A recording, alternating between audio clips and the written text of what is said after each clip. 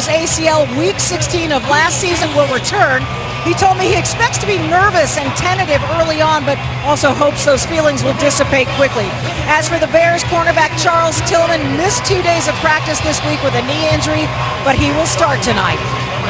All right, thank you, Michelle. As we get set for the kickoff, Sean Sweezum will kick off. The Steelers won the toss and elected to defer, and that means Devin Hester will get the ball, possibly, unless it's a touchback.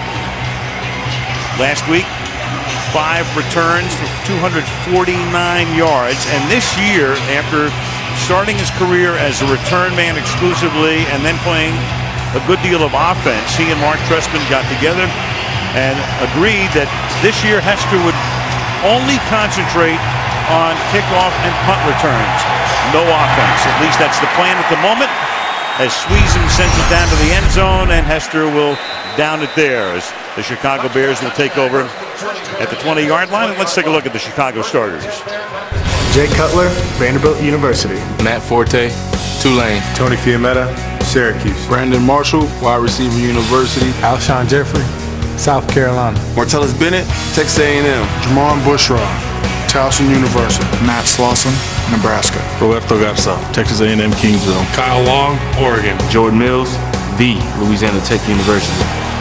That offensive line featuring 2 rookies on the right side, 2 offseason acquisitions on the left side, and the only returner from last season would be the center, Garza. From the 20-yard line, Cutler right to the air on a straight drop back into the outside. Brandon Marshall, who said he's from Wide Receiver University, otherwise known as Central Florida, gain of 9.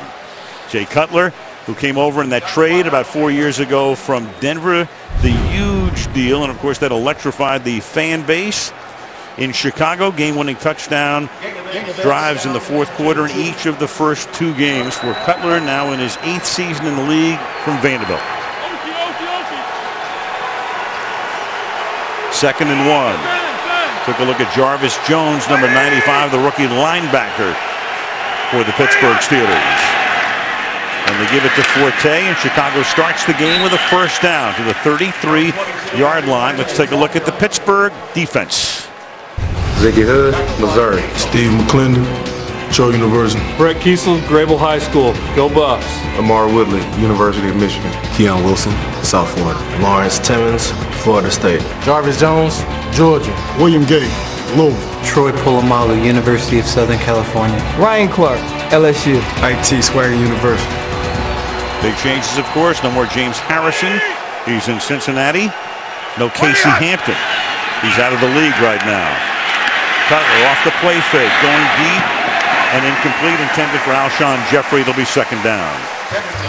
We talked about it a little bit in the open, but I think the headline for the Chicago Bears in this offense is the fact that Mark Trestman has only allowed Jay Cutler to be sacked 1 time in the first 2 games. Now, we've seen some games in which Cutler was sacked 9 times in the first half against the New York Giants. Pretty impressive, especially when you consider 2 rookie offensive linemen up there on the right-hand side. Kyle Long, the number 1 pick this year, and Jordan Mills, a 5th-round pick, getting it done. Kyle Long, number 75, the son of the Hall of Famer Howie Long, and the brother of Chris of the Rams. Over the middle and complete to Jeffrey, and that's 3 yards short of the first down. Keon Wilson making the tackle for Pittsburgh. It'll be 3rd down and 3. Probably the most interesting part for me is the fact that Mark Trestman has gotten Jay Cutler early in the games to get rid of the football. He wants him to get settled. He wants to give this offensive line a chance. Don't let the defense, especially on the road, gain some momentum. Quick throws here early. Now Cutler in a bit of a rhythm. From the shotgun, and he's using more and more shotgun the last 2 years. This year, about 2/3 of the passing plays come out of the gun. Meanwhile, Polamalu on a delayed blitz got there late. The pass is caught by Jeffrey on the outside. So Jeffrey's been targeted on 3 straight plays, 2 completions to him. Taylor makes the tackle. First down, Bears. Troy Polamalu, anytime you're working against rookie offensive linemen, watch him go back and then loop back around. I think they sort of forgot him for a second, and here he comes. But Cutler, because he got the ball out of his hands so quickly, it really didn't matter. Polamalu playing a lot in that linebacker kind of setting now without Larry Foote and his experience, who went down with an injury. They're bringing him up much more. From the 48. Blitz is picked up. Pass is caught, and again it's Jeffrey, so that's 4 straight passes in Jeffrey's direction. Close to a first down. The ball will be spotted at the 43-yard line, just short of it. Mike Tomlin, it's hard to believe, already his 7th season as the coach of the Steelers, still only 41 years old, 3rd youngest coach in the league, has guided them to 2 Super Bowls and 1 win in a Super Bowl against Arizona after the 08 campaign. Yeah, we asked him, how do you get out of this hole? And he said, first of all, you got to quit digging. We just keep digging, going the wrong way. 2nd and 1. Forte. And he threads his way for a first down. Lawrence Timmons makes the tackle at the 41-yard line. The Bears start the game with 3 successive first downs on this drive. Well, here we go, working over here with the rookies on this side. Bring a little power around with Matt Slauson, number 68. Just enough to pick up that first down. But you can tell the confidence that Jay Cutler has coming out now. He just looks so comfortable standing back there in the pocket throwing the football. Comes up with 3 tight ends and sends Marshall in motion on the first down play from the 41. Play action.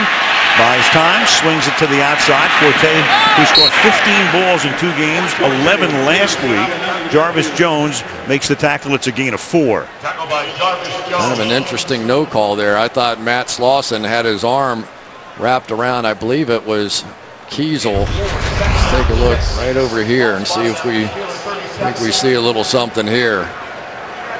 Starts to escape, and there's the arm wrap, and if they're going to let that one go, Jay Cutler is going to be just fine tonight. Yes. 2nd down and 6 from the 37.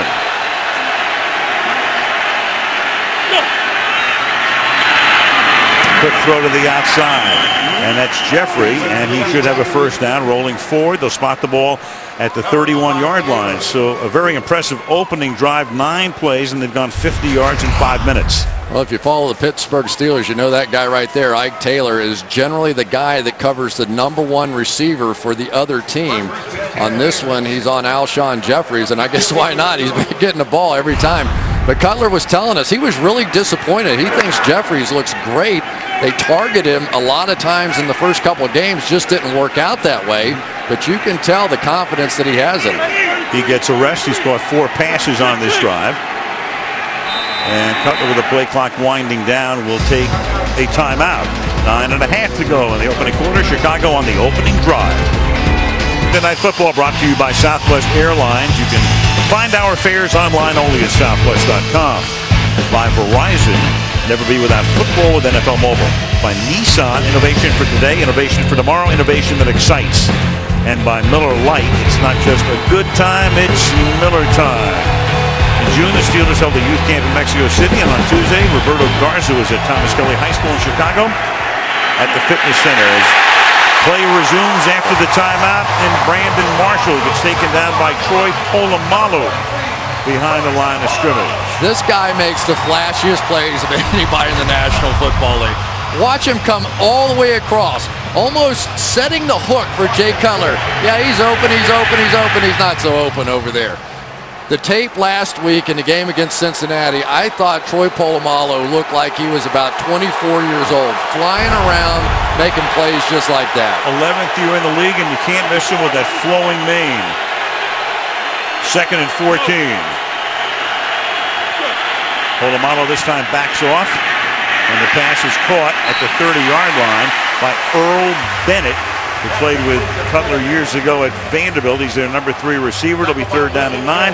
Dick LeBeau, 55th consecutive season, 14 as a player, 41 as a coach, and last week, or a couple of weeks ago, turned 76.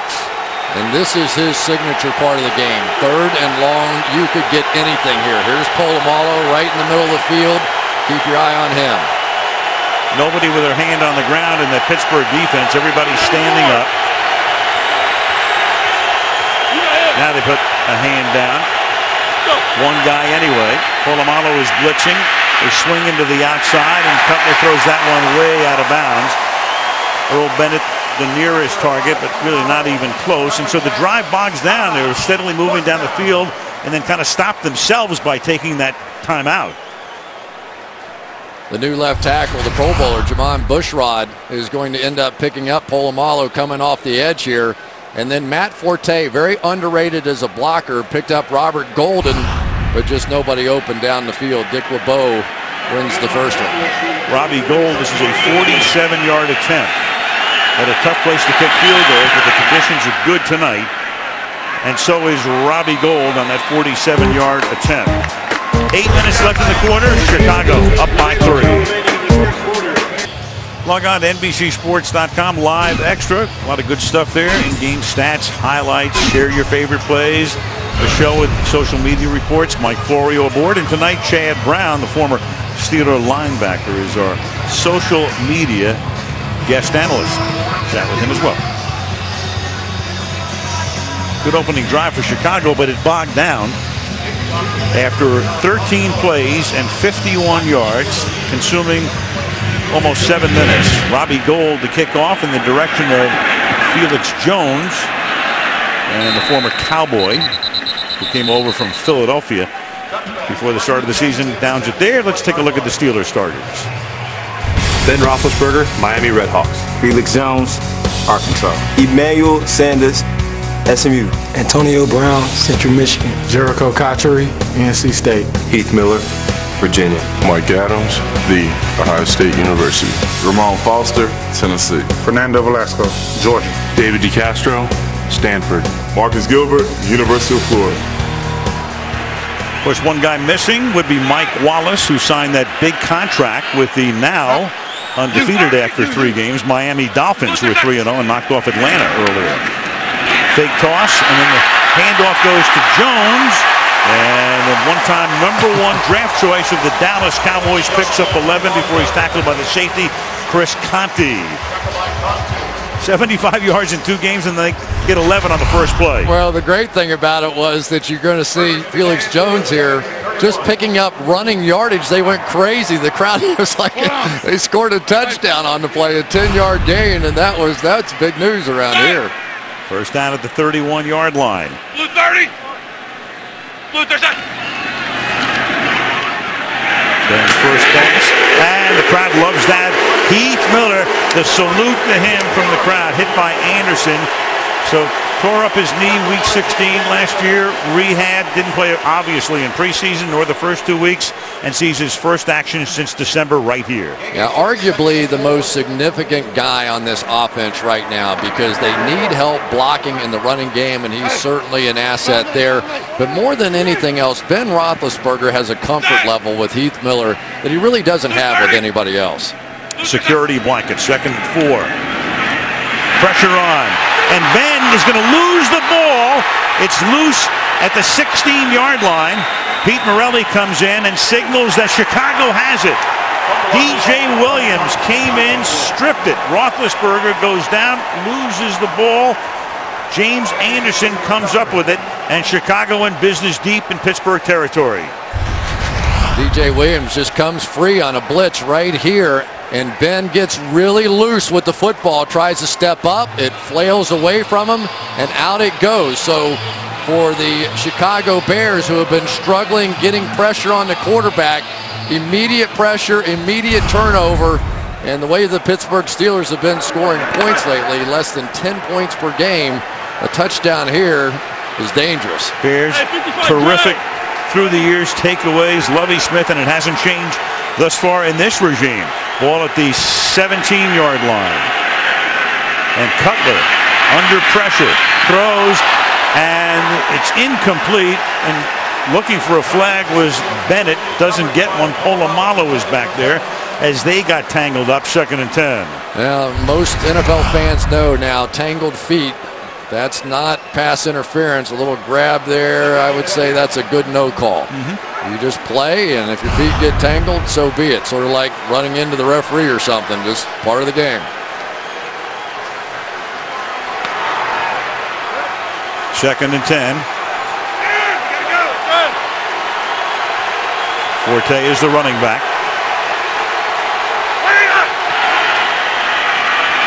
Following his blocking, but Pittsburgh is able to clog up the middle. Can take it only to the 16-yard line. It'll be 3rd down and 9. Steve McClendon makes the tackle. Well, once Dante Rosario, the tight end, went in motion, you could see Troy Polamalu going with him, and you're going to block, he's going to blitz, and there he is right in the backfield to make the play. He's looking pretty comfortable playing that linebacker position.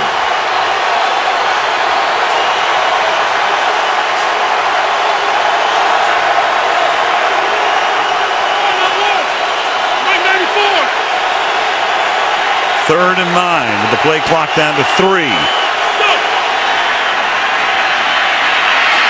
Cutler slings it over the middle. It's caught by Forte, and he has a first down at the 5-yard line. So he checks it down. Shamarko Thomas makes the tackle. Forte, who catches a lot of balls out of the backfield, and a big one here. Well, Forte is going to check his protection first. Polamalu goes back, which allows Forte to come out on the route. Forte last week, I think, played the way that the Bears have always envisioned him playing. There's the right side of this offensive lineman, Kyle Long, battling as hard as he can. But when he is catching and rushing for approximately the same number of yards, Bears are tough to beat. First and goal from the 5. Forte into the end zone. Touchdown, Chicago. Roethlisberger getting sacked, fumbling, losing the ball, and the Bears go in quickly in a minute and a half, 17 yards to go up 9-0 going on 10 with the extra point. And this is the old Pittsburgh Steelers power play right here. They threw it right back in their face with Matt Slauson coming around. So much for the rookies on the right side. Kyle Long, Jordan Mills getting it done over there. Plowing right through William Gay to take it into the end zone.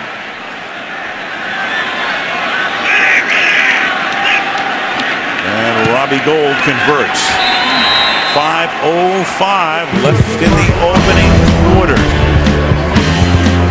Chicago cashes in. Bears lead 10-7. Tomorrow it's the season debut of The Voice. The original 4 superstar judges return. Tomorrow, 8 Eastern and Pacific, 7 Central and Mountain, followed by the premiere of Blacklist. The Blacklist right here on NBC. Cruising down the river. And Felix will bring the ball back out to the 20-yard line, where Pittsburgh will get it started again, already down 10-0. The Steeler rant synonymous with running the football through the years, but 75 yards through the first 2 games, fewest in the first 2 games of a season in franchise history. And 8 straight games with fewer than 100 rushing yards as a team. Tied for the longest streak in franchise history. You'd have to go back to 1935. They started out with an 11-yard run, then Roethlisberger with the sack fumble. And now this drive begins from the 21, and Ben under pressure throws, and the pass is incomplete, intended for Heath Miller. Second down. Well, the offensive coordinator is Todd Haley, and right now he would be a man, at least in the fans' eyes, in the crosshairs.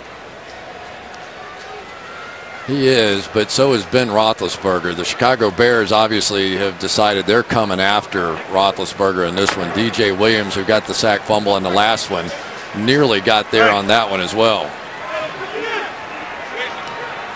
Steelers last year running only 40% of the time, and now Jones, and there's nothing happening in the middle of the line. Let's take a look at that Chicago defense. Corey Wooten, Northwestern. Stephen Pye, Oregon State University. Henry Mountain, Texas. Julius Peppers, North Carolina. James Anderson, Virginia Tech. DJ Williams, the U. Lance Briggs, Desert Swarm, Arizona. Tim Jennings, Georgia. Major Wright, the University of Florida. Chris Conde, Cal. Charles Tillman, the University of Louisiana. Of course, one notable absence as you look at Briggs would be his longtime running mate Brian Urlacher, who felt that the Bears offered him a low ball contract in the offseason. He declined, and right now Brian is on television and not in the National Football League. Third down and 9, and Ben going deep, and reaching out for it is Emmanuel Sanders. He lays out but can't make the play. He'd gotten behind Charles Tillman. It'll be 4th down.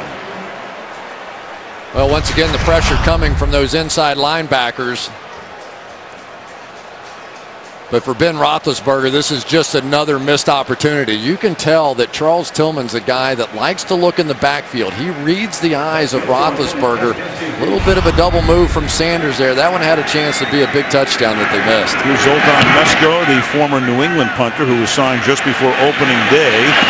And it's fielded at the 40-yard line and fair caught there by Devin Hester. 3:57 to go in the opening quarter. Chicago with the ball and up by 10. Brain Trust. Aaron Kromer is the offensive coordinator. Mel Tucker is the defensive coordinator, and Mark Trestman, longtime assistant in the NFL and then 5 years in Canada with Montreal, the head coach. At the age of 57, his first head coaching job, and that's a huge hole for Forte, who regains his balance inside the 30, the 20, down the sideline he goes, and he steps out of bounds just before he got to the goal line. To the 5-yard line he goes, first and goal, a gigantic hole which he exploits, and it's a 55-yard run for Forte. Steelers trying to use their favorite blitz, this cross blitz, and the rookies pick it up beautifully. Come in here, coming around, and watch the two guys on the right side. Bang, bang, huge hole, big game so far out of the rookies, Kyle Long and Jordan Mills. You knew LeBeau was going to test the young guys, see if they could handle all the different looks. So far the answer a resounding yes. And Ryan Clark couldn't make the tackle, which would have stopped him about 8 yards downfield. The ball is at the 5. First and goal, and Chicago will take its second timeout. They knew that this was going to be a challenge. The first time they played on the road for these two rookies, Kyle Long and Jordan Mills, playing against an elaborate defense with Dick LeBeau and all the different stunts that were going to happen to him out here. But at least thus far, these two guys right here have been spot on. I mean, that is a blitz that we see 10 times every time we watch the Pittsburgh Steelers play, and they could not have timed that out any more perfectly. Just 1-2. They said they spent all week this week with the noisemakers on and all that, even in walkthroughs, just going after blitz after blitz after blitz. So far they got it. Well, they've taken a lot of noise away from the crowd already. It's first and goal from the 5.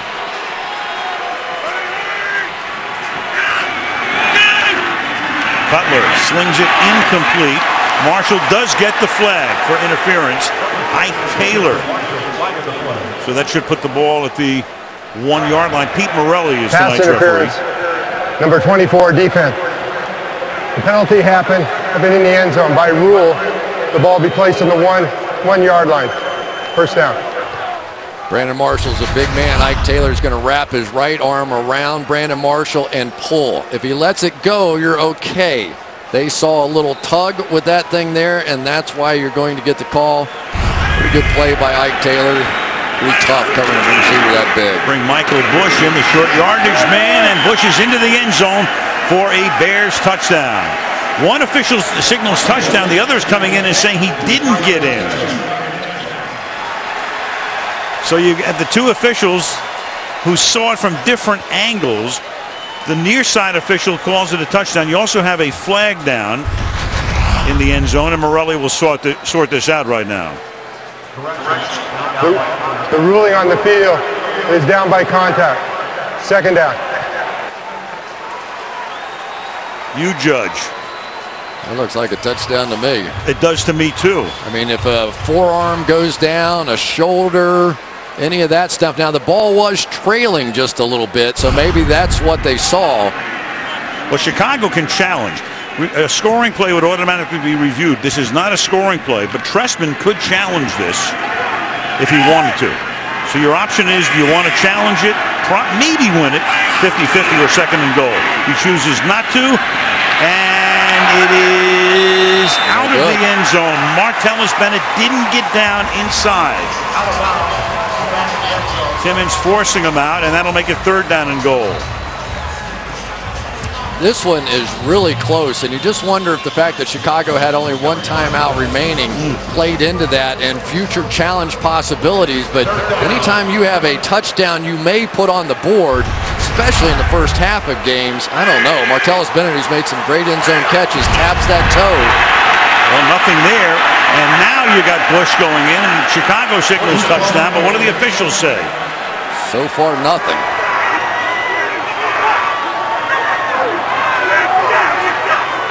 This decision's getting more and more significant here. Yep. Now they're going to put it down at about the 2-inch line.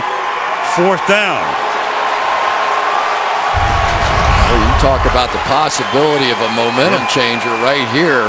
Well, you could argue both of those were in there. Now you can say if Trestman wants to challenge this, he can. There he is. Yeah, he's challenging. He's going to challenge. He figured he didn't challenge the first one. It was 2nd down and goal. But this time, he's going to have them take a look upstairs. I think he wins this one.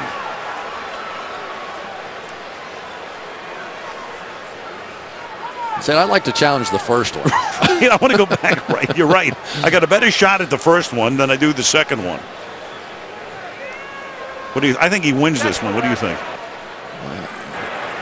Chicago is challenging the ruling on the field that it is a touchdown. Has to be conclusive. Yes, it does. Give me about 40 more looks. I'll let you know. We'll find out in a minute.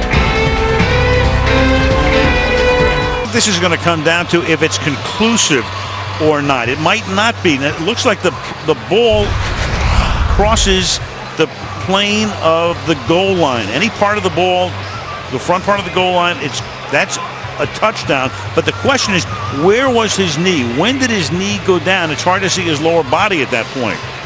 So his elbow may have even hit first. So Morelli now will have to figure out, is this conclusive or not? Remember, the ruling on the field was no touchdown. Here he comes. After reviewing the play, the ruling on the field stands. 4th down. Chicago will be charged with 3rd and final team timeout. And now they are out of challenges the remainder of this half. Well, now, since they lose the timeout, they're out of timeouts, which means they can't challenge. They will go for it. And again, Morelli didn't elaborate, but I have to think he didn't see the conclusive evidence as to where the lower part of his body was when the ball crossed the plane. So here we go. What a series this has been. 4th and goal. This could be a season changer for the Pittsburgh Steelers if they could pull off a Pittsburgh defensive moment right here. And this crowd understands that. Everybody standing. Terrible towels in abundance. You got Bush, the back. Fiumetta is the fullback. Here comes Polamalu right up to the line. And you got Bush. And with that second surge, he's in for the touchdown. Boy, that was going to the dentist to Chicago. But they get it in with Bush, who they like to bring in at 6'1" and 245 pounds short yardage. Well, this is some run by the 245 pounds Michael Bush.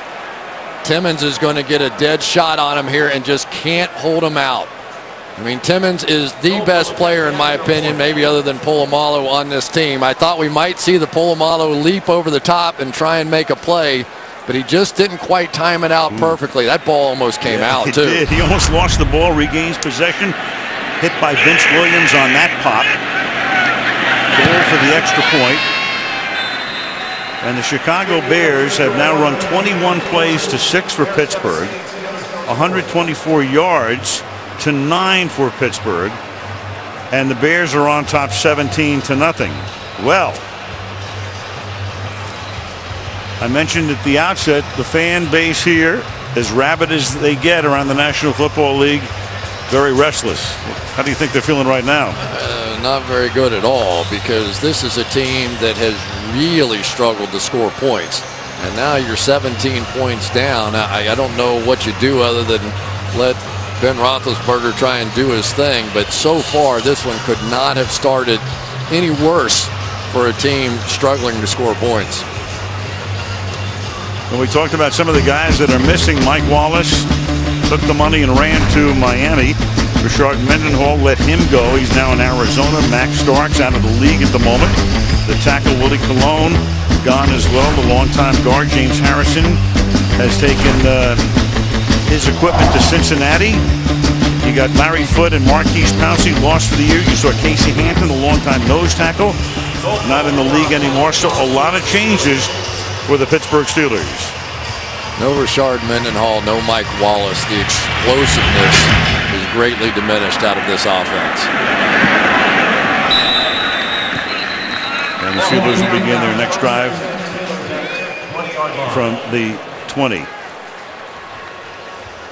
Steelers tied for the second largest deficit in the first quarter of any home game, down by 27 to the Eagles back in 1965. So of course this is one of the most stable of franchises. That is Dan Rooney, who most recently was the ambassador to Ireland, and just below him his son Art II, and a lot of worrisome looks in the owner's box, at least at the outset tonight, as Pittsburgh tries to get something started, and Jones picks up 6 yards. Felix Jones out to the 26-yard line. Major Wright makes the stop. Now, we talked about Rashard Mendenhall no longer being here. Already has more yards rushing than the Steelers as a team. But what he did was gave you a horizontal stretch on the defense. He could get to the edge. He could get outside. And I think Felix Jones, at the very least, gives them a bit of that element as well. Le'Veon Bell, who was supposed to be the lead back, their second-round draft pick this year, still out with an injured foot. But at least Felix Jones has given them a little bit of that pop to the outside. At the 26 on 2nd and 4. Roethlisberger stepping up, away from the pressure. Hits Antonio Brown for a first down. Antonio gets run out of bounds at the 44-yard line. Major Wright on the blitz, and Ben got it away for a gain of 18 yards. Ben Roethlisberger, as a starting quarterback at home when they face NFC teams, 15-1, only loss about 3 years ago to the Giants. Jonathan Dwyer now comes in as the running back. He was their leading rusher last year, playing a spot role now. The ball at the 44. Off the fake, and it's caught by Will Johnson, the fullback. And Johnson, it's all he can do to pick up some yardage out to the 49. Tackled there by Briggs as we tick down to the final half minute of the quarter. I asked Todd Haley, give me a guy on this team that doesn't get any attention, that deserves it. Right out of his mouth, Will Johnson, their fullback, a guy they sort of discovered out looking at another player. He said he's a good, solid lead blocker and an excellent receiver coming out of the backfield. That was a good catch.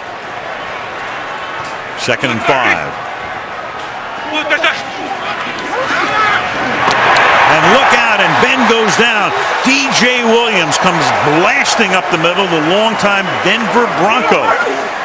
First year with Chicago, one of the big acquisitions, and comes blasting through the middle to take Roethlisberger down. Second sack of Ben in the quarter, which comes to an end with the score.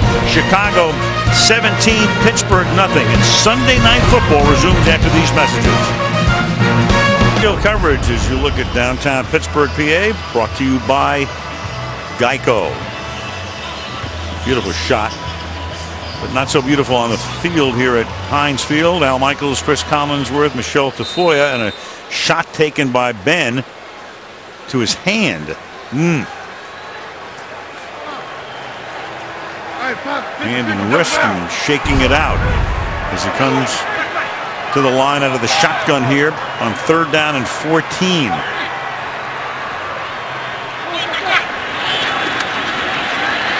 Four-man rush. This time Ben gets protection. Slings it deep downfield, and it's caught. Inbounds inside the 20-yard line by Antonio Brown. And they'll spot it at the 15-yard line. Exactly what the Steelers needed at this moment. Well, Ben Roethlisberger at it again here. His pump fake is going to hold Chris Conte, the safety, and that's going to leave his wide receiver, Antonio Brown, wide open down the field. He can move these safeties with that pump fake. Conte turns his hips and barely sneaks that one in. Longest play for the Steelers this season, 45 yards off a 3rd and 14. Felix Jones, the back. He gets the ball. Felix Jones will take it to the 6-yard line. It'll be 2nd down and short. Already the Pittsburgh Steelers have made a change up front. they have Kelvin Beachum playing the right tackle position for Marcus Gilbert. They've had a lot of issues with the tackles so far early in this season. Going no huddle here. Swinging to the outside, and it does not fool one Charles Tillman, who has seen it all in his 11 years in the league. Tackles Emmanuel Sanders for a loss of 1. Maybe 2. It'll be 3rd down. Let's call it 3rd and 4. You got to come this way to catch that ball. I mean, you have nothing there. If you're gonna try and rub off and get a pick, then you got to use the pick guy. So Gilbert on the sideline. It's 3rd down and 4 from the 9.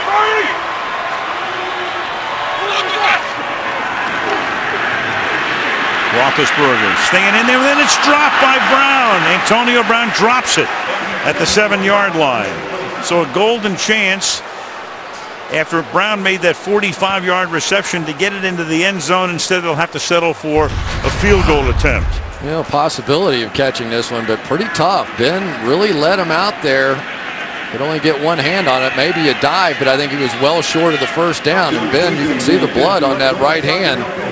Don't know if it's having an impact or not. 27-yard attempt by Sean Sweezum.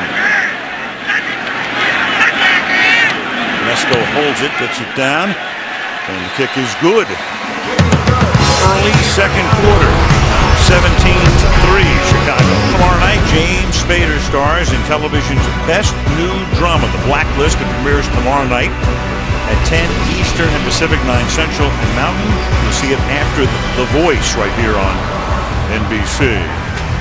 Well, great protection for Cutler, and Roethlisberger got protected on that series, but they had to settle for a field goal. Devin from the 2, but that's great special teams coverage. And then he puts the ball on the ground, and Pittsburgh is saying, well, wait a second, was he down? He was down. Meanwhile, Jay Cutler, the protection he's been getting has been great this year. 85 dropbacks this year, 1 sack. It came last week against Minnesota by Jared Allen. It did create a touchdown. But you go back through his years with Chicago beginning in 2009, and you can see how often he has been sacked. But this year, protection's been great.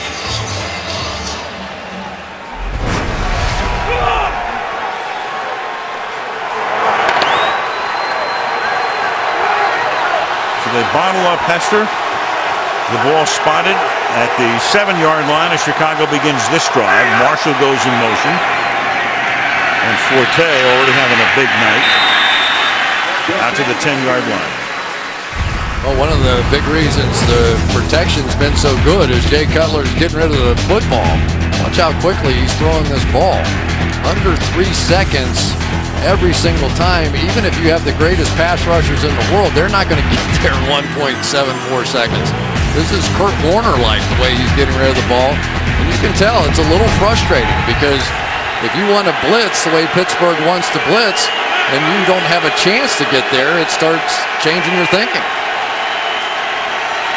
2nd and 8 from the 9. Off play action, Cutler has to step up, throws off balance to Forte. Well, he's a great safety valve to have, isn't he? To the 20-yard line, tackled by Timmons, 1st down. Sometimes the most important part of a protection is what happens with the interior 3 right up here, because if they stay solid, you can run this guy by your quarterback. Watch Cutler step up and around and dump that thing down to Forte. Usually Forte gets a little piece of somebody before he gets out of the backfield and has really helped this protection. Forte's already rushed for 70. And his 24 receiving yards tonight from the 19-yard line on 1st down. Play action again. This time coming through is Brett Kiesel. The bearded one with the sack.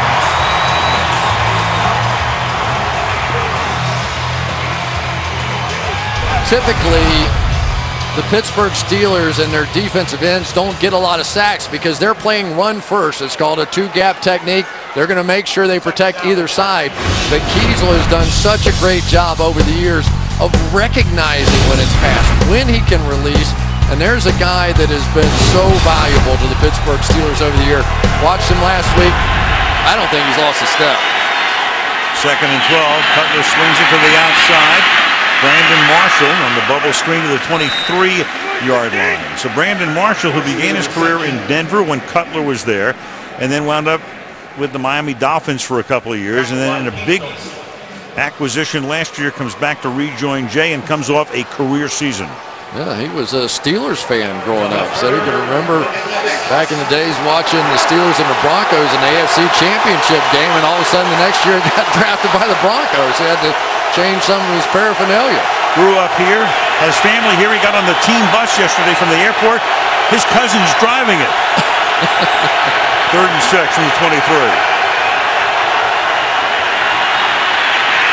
And Cutler gets hit as he throws, and it's incomplete as Shamarko Thomas, the rookie from Syracuse, 4th-round draft choice, had a free shot at Jay.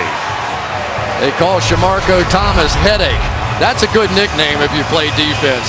Everybody picks up a guy inside, and Headache comes right around the edge, and Jay Cutler has to get rid of it.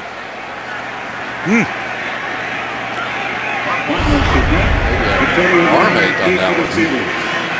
Adam Podles. This will be his first punt. Antonio Brown back to run it back. Fields at the 38, escapes the first man, and then gets bottled up at the 41-yard line. And the penalty marker is down. Get the call from Pete Morelli before we go to the break.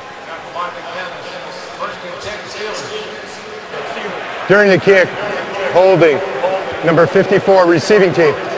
10-yard penalty, first down. Timeout.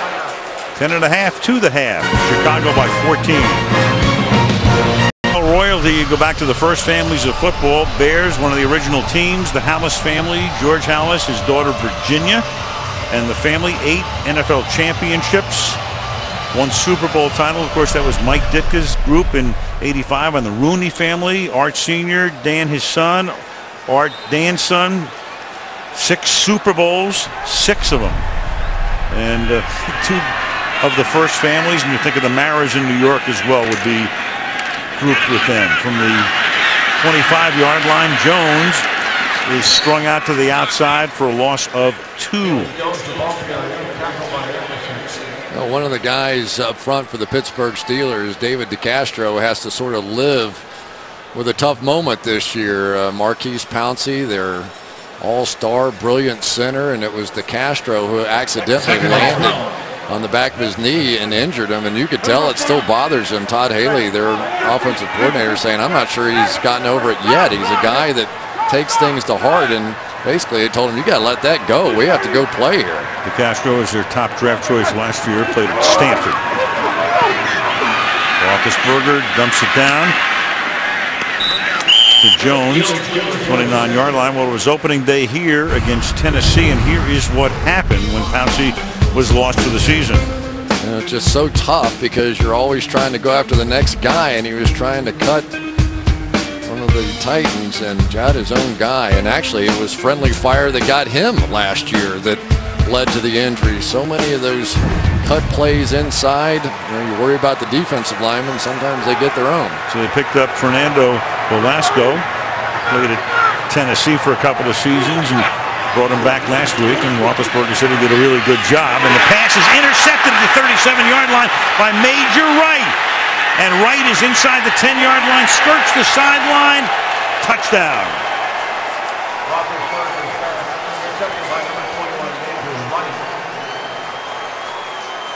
You ever seen a team like the Chicago Bears and their ability to score points on the defensive side?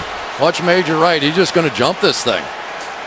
They back out of their blitz, and I think Ben felt comfortable thinking it was a zone, and all of a sudden Major Wright comes out of center field. I don't think he ever saw him. And then look at the blocking. The Bears immediately turn to offensive players when they get a turnover, and nobody sticks the thing in the end zone the way this football team does. They're all looking for blocks. There it is. It's incredible. Well, they're just reviewing that. It's a scoring play. He was skirting the sideline on his way in. They ruled it a touchdown. They're waiting for confirmation. This is 3 straight seasons in which Major Wright has had a pick 6 if it stands. Is he out of bounds or in? In, we think. Definitely in there. But they're checking it out upstairs. Well, usually you think of Charles Tillman, Tim Jennings. Jennings already had a pick six earlier last week. Charles Tillman, I think, had 3 a season ago for touchdowns. Jennings led the NFL in interceptions. Tillman led the NFL in forced fumbles. These guys make a living on it. Touchdown confirmed. Of course, that was the hallmark of the Lovie Smith tenure, and it has been perpetuated into the 2013 season by Mel Tucker, the new defensive coordinator in his group. Gold's extra point is good, and Chicago leads by 21. NFL and all 32 teams are celebrating Hispanic Heritage Month. Visit NFL.com/Hispanic Heritage to hear the personal stories of Hispanic players in the NFL. Return touchdown since 2004. That's the Lovie Smith era, plus the first 2.5 games as the kick was in the air back at where the Bears would have been offside on the kick.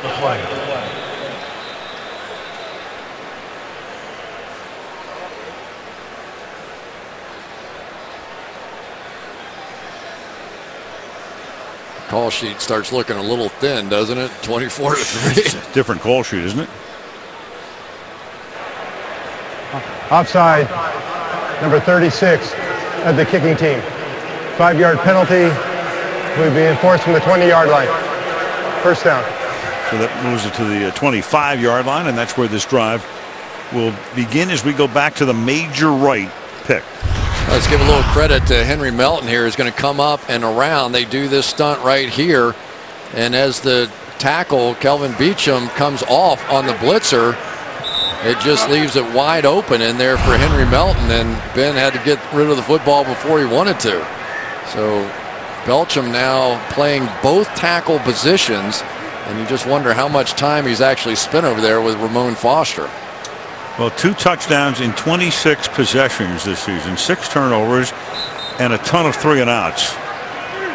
Jonathan Dwyer is the running back as they begin this drive from the 25. Blue 30. Blue 36. Quick throw, and that's Brown making the catch, and he's tackled there by Charles Tillman, and they'll spot the ball just short of the first down, second down in inches. You know what's interesting to me is that the Pittsburgh Steelers, when they did get their offense going last week against Cincinnati, it was in the hurry up, it was in the 2-minute offense. They tried to accelerate the pace a little bit. I just don't think the Steelers are comfortable enough with their tackles to believe they're going to block these defensive ends of the Bears. Second and 1, and look out, and blasting through this time is Briggs to take Dwyer down. So it's second and inches. You figure you give it to the back, shouldn't be much of a problem, and Briggs has other ideas. It's a loss of almost 5. DeCastro pulls, and Briggs runs right by him.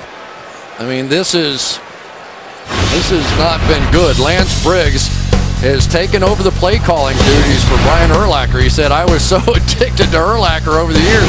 He would call out the formations and basically tell us all what the play was, and he said, now that's my job, and I think it's been good for him. I think he's more of a student of the game and has been making plays like that all season long. 3rd and 5, and Roethlisberger has to take a timeout. That play clock was all the way down.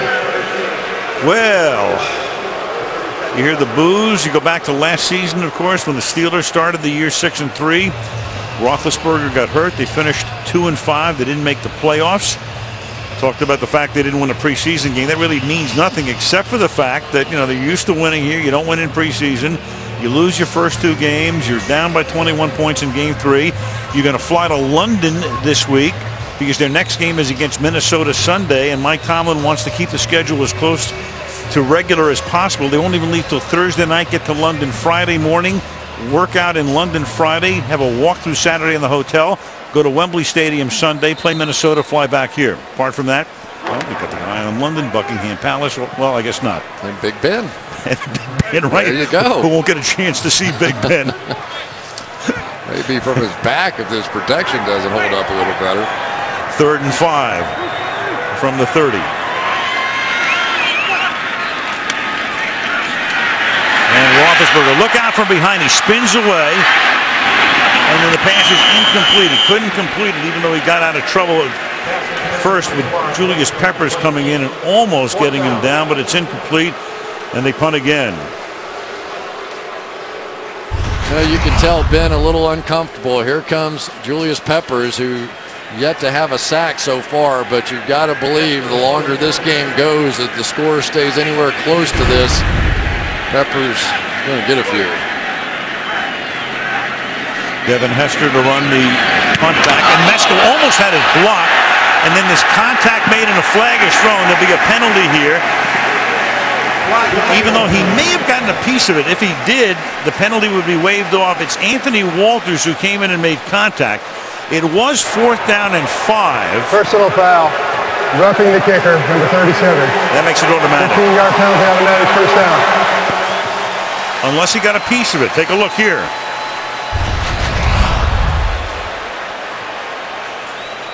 Nope. Nope.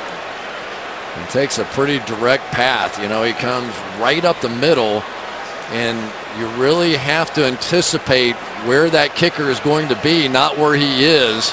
And that is a huge shot right there. That's a sort of the no-brainer. Once you saw it wasn't touched.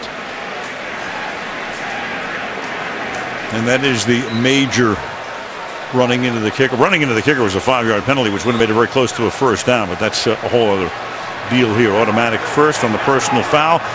The ball is at the 45-yard line, halfway through the quarter. Dwyer flanking Roethlisberger out of the gun. Again, pressure is on. He gets away, as he does so often. He's close to crossing the line. He hits Emmanuel Sanders downfield at the 35-yard line. So Ben moving forward, avoiding the sack, and getting it off before he reached the line of scrimmage. Wow, did that happen fast. Both these outside protectors, David Johnson on one side, Mike Adams on the other, and Ben in survival mode, a classic Ben Roethlisberger play. That was just incredible. He has done this so many times over the years, but you just thought it was over on that play. Incredible play. And just did get it off before he crossed the line of scrimmage. The ball is at the 33-yard line. First down.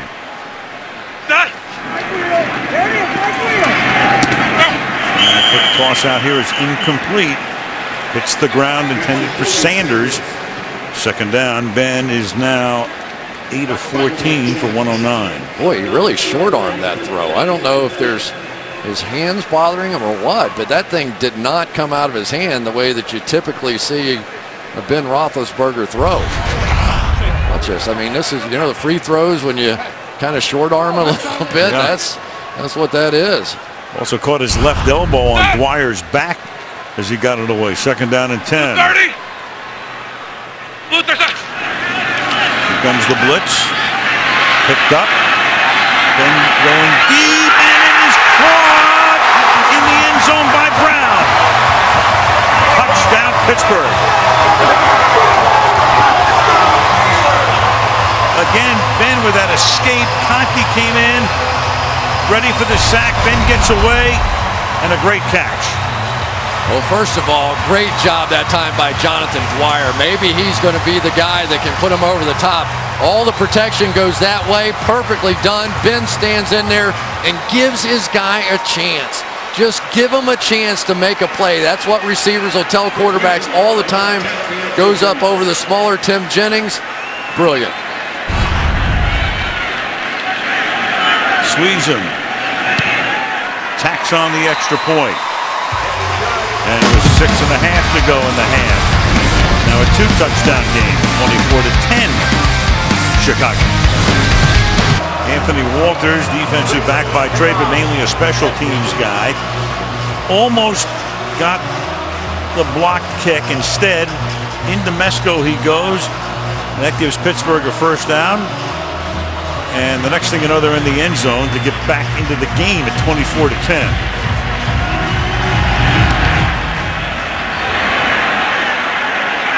At the 10-yard line. Go! Brought back by Joe Anderson. Sunday Night Football brought to you by the brilliant minds and machines of GE. By Xfinity, your home for the most live sports. By the all-new 2014 Chevy Silverado, and by Bud Light, official beer sponsor of the NFL. This took place Friday night. Menneson High School beat Clairton, and that ended Clairton's 66-game winning streak. Longest current streak in high school football. Congratulations to the guys from Menneson. Clairton as well. I mean, put together a 66-game streak. Pretty terrific. Good stuff. From the 28. Here's Bush. Crowd back in it. You know what I was thinking? If Walters had actually deflected that, and the officials didn't call it, and then you wanted to challenge it, and they could have won the challenge, they couldn't have challenged. They're out of timeouts, which means they're out of challenges. Challenges, but a good first down play. You know that the momentum starts to build. You can feel it a little bit when they get a good first down play, because now the playbook opens up for Dick LeBeau. Here comes the dime defense. Here comes the possibility of stunts. And here comes Polamalu. Top of the screen. He's going to back off and the pass to the outside. Jeffrey drops it, puts it on the ground at the 33, but recovers it.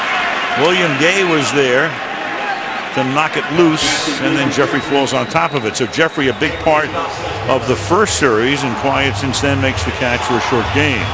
You know, this game was really kind of over if that punt just happens. You know, 24-3, you have the ball back, and now listen, you get the crowd back in this thing. They know it's desperation time for the Steelers, and third down. Here it is, a big third down right now that Dick LeBeau loves. Brings the crowd right back into the game. Third down and 5. Timeout, Pittsburgh. And Pittsburgh takes second the team timeout. A 30-second. Getting the defense set.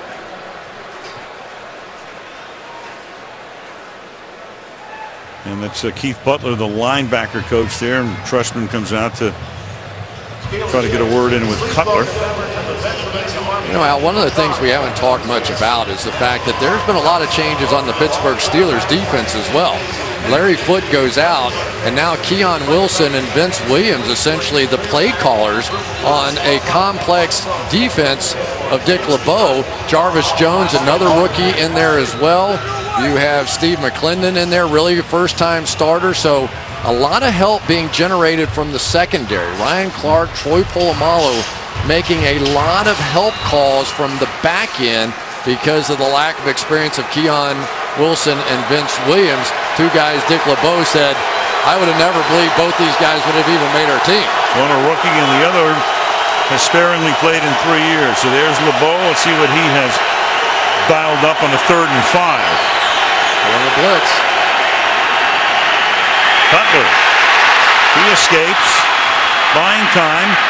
Slings it to the near side, incomplete. Intended for Marshall, and there's Polamalu coming all the way across the field to cover Marshall on the play. 4th down. Well, they came with something exotic. You knew they would on 3rd down. Come with a corner blitz here off the side, but Cutler does his best impersonation of Ben Roethlisberger and makes a great throw. This is one that Marshall just has to have.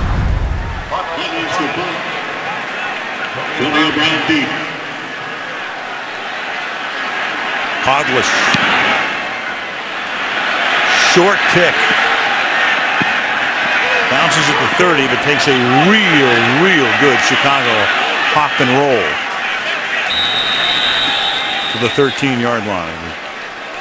4.5 to go. That offensive line, it's been an issue in Pittsburgh for a while, but it's not as if they haven't tried to rectify it. Mike Adams, 2nd-round pick. Foster was a free agent. Pouncey, 1st-round pick. And 10. DeCastro, 1st-round pick. Gilbert, of course, but now you got Velasco in its center, and most of those starts were with Tennessee. 102 combined starts, fewest of any offensive line in the NFL this season. Now you got Beecham in at right tackle with Gilbert out again. Felix Jones flanks Roethlisberger. And they give it to Jones. And Jones with a 9-yard burst off of the Castro block. It'll be 2nd down and 1. You know, it's interesting. Ben Roethlisberger met with his offensive line this week. They've been taking a lot of heat here in town. and basically said, you guys don't understand how good you are. You're all high draft picks. You have to start playing like it. You were the best player in high school, the best player in college. You've got to, don't be afraid of getting penalties. If you've got to choke somebody out, in Ben's words, go for it out there. Show a little more dog on the field. And so he's maybe starting to get a little of that now. 2nd and 1. And with room to the outside, a burst by Dwyer. And Dwyer to the 47-yard line, where he runs over Conte, and again to Castro, helping to spring him.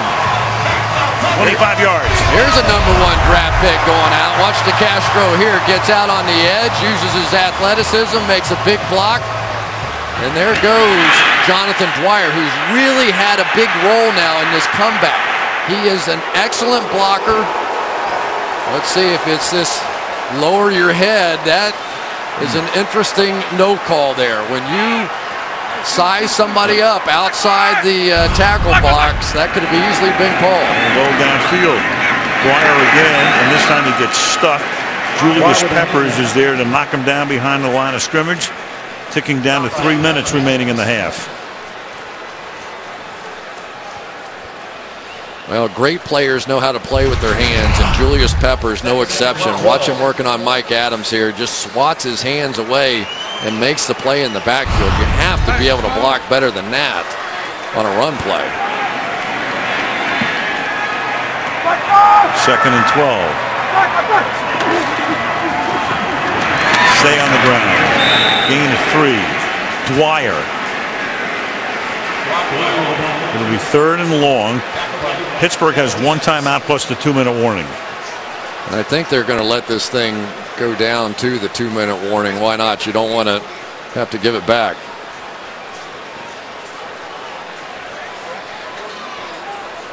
Well, they can, because the game clock is about 3 seconds ahead of the play clock, so that's exactly what they're going to do.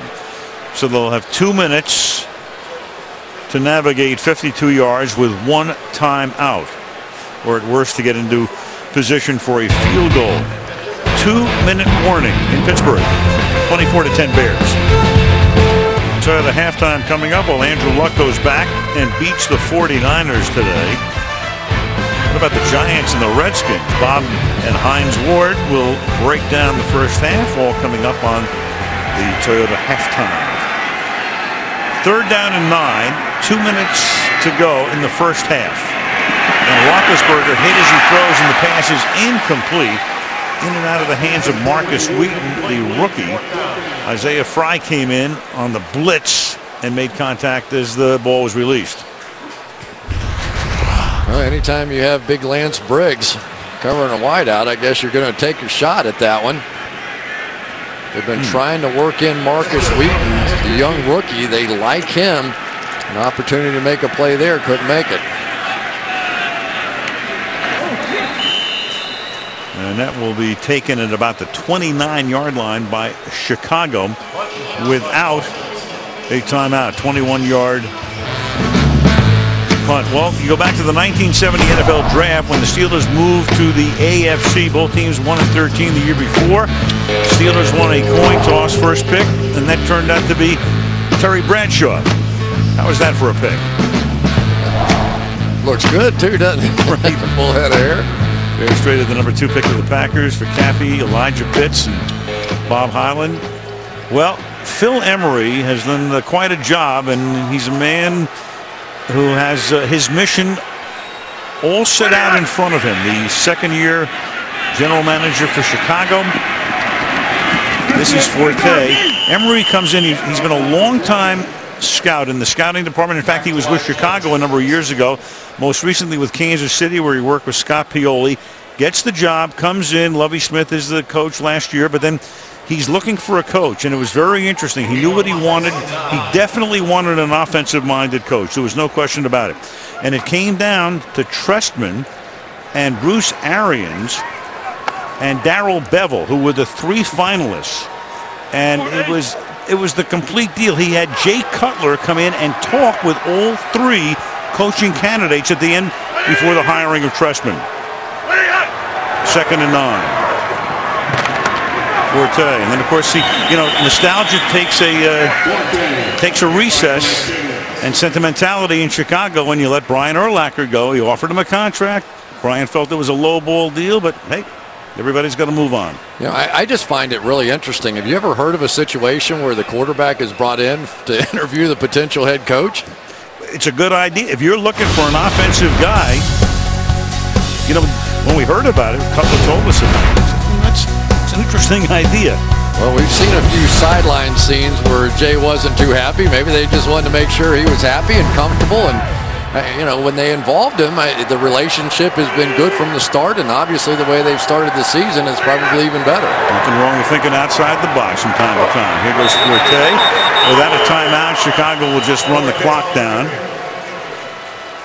and go into the locker room. But Pittsburgh's going to take its final timeout, because it's 4th down, and at least they'll have an opportunity for a punt return. Or a punt block. Or a punt block. Yep. Pretty good football player right there in Lawrence Timmons. Guys leads the team in tackles and sacks and interceptions and does it all. Antonio Brown having a little fun with the official. It was a big play he made in the back of the end zone, wasn't it? Oh. Kind of just jumpstart this team. Boy, they've just been void of offense to start.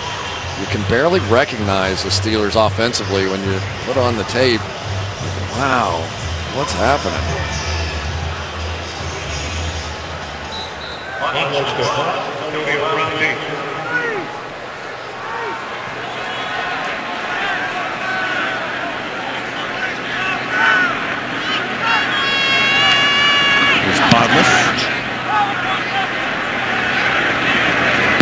And nice break there, because that's going to take the clock to 0. It looked pretty good on his stat sheet in renegotiation time. Coming up next, Toyota halftime, 24-10 Chicago. First, these messages from your NBC station. Hispanic Heritage Month. Thus, the Osos of Chicago, 24, the Acereros de Pittsburgh, 10. Oh, yeah. In any language, the Monsters of the Midway are up by 2 touchdowns in Pittsburgh. And, of course, in Chicago now, Trestman comes in, working with Cutler. We talked about it at the top. Elucidate. I'm just glad I only have to say this is the Burger King inside edge. I can handle that part of it. But a lot of things going on with Mark Trestman and coaching Jay Cutler. Wanted him to hold the ball a little bit higher. You can see it here on the right-hand side, a little closer to that C on his chest, held up, and then drive that right shoulder through. But I think the biggest trademark is the quickness with which Jay Cutler is getting rid of the football this year and not allowing that offensive line to look bad. Jay Cutler will tell you something completely different. He said the offensive line looks good. There's the Burger King inside edge, and it looks pretty good right now. Well, Mark Trestman made his mark as an assistant coach through the years on the offensive side, obviously, and he was a quarterback guru. In fact, when quarterbacks were coming out of college, they would go to see Trestman, who at that time was at North Carolina State as an assistant coach. One of the guys who came in was Cutler when he leaves Vanderbilt, and neither guy really remembered it. There was nothing to that one. Yeah, Jay said, I showed up, it was a rainy day, we couldn't go outside and throw, so just sat at a blackboard, and neither guy really remembered what happened. But you know, it's an interesting start to the relationship. Remember the first thing that Trestman did with him? Went in and took him and showed him every sack, every interception, every fumble, every negative play that Jay Cutler had a season ago. Now, you and I have known Jay, and, you know, he's a little mellower now than what he was, but I don't know that that's the best way to start that relationship. But Cutler took it. He was involved in the decision to bring Trestman in, and it's been working. And right now they're 2-0 and have a 2-touchdown halftime lead, and Pittsburgh gets the ball. Felix Jones with the touchback, and we go to Michelle.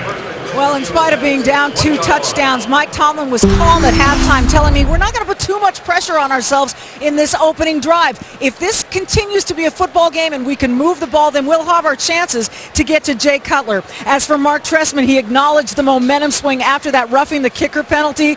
He told me we've got to get the momentum back. We will get it back, and it starts with stopping the Steelers on this first drive, Al. All right, thank you, Michelle. And they'll start this drive from the 20-yard line. Roethlisberger is 9 of 16 for 142 yards. Felix Jones is the running back. Play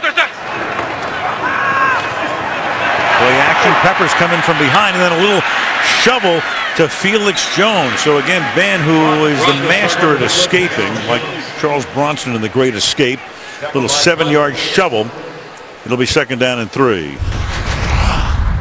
Well, Julius Peppers over here against Mike Adams, and Adams really having a difficult time just slowing him down, but stay with him through the entirety of that play. And when Ben steps up, just gives him a chance. You know, it's so hard. Most quarterbacks, you get an arm on them and they tend to go down. Ben, that's not quite enough. Nothing like cultural references from 40 years ago, but what the heck.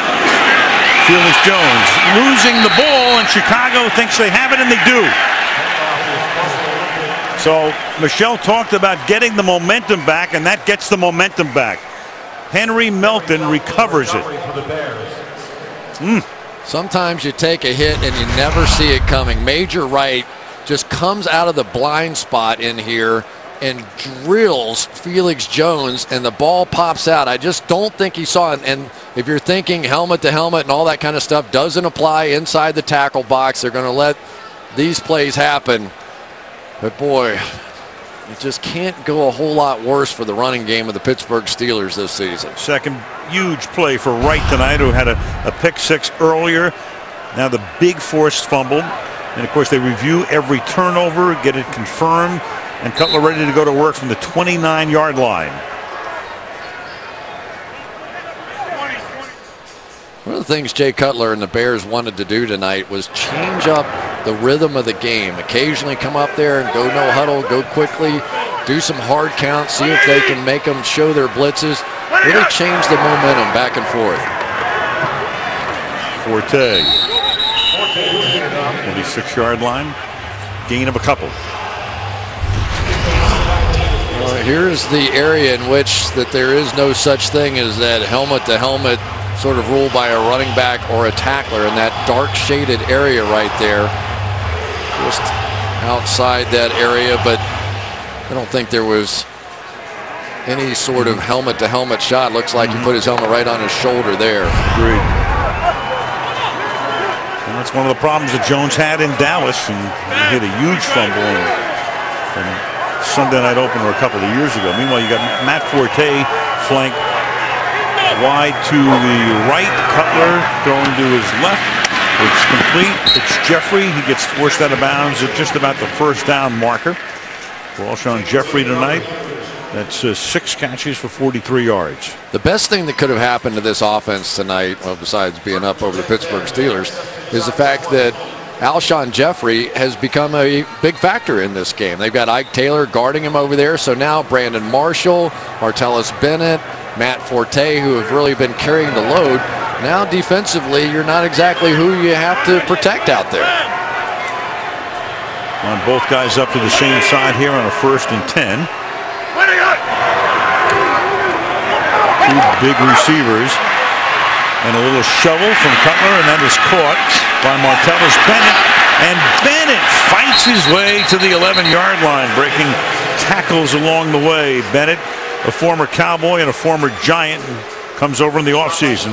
Tomlin is beside himself.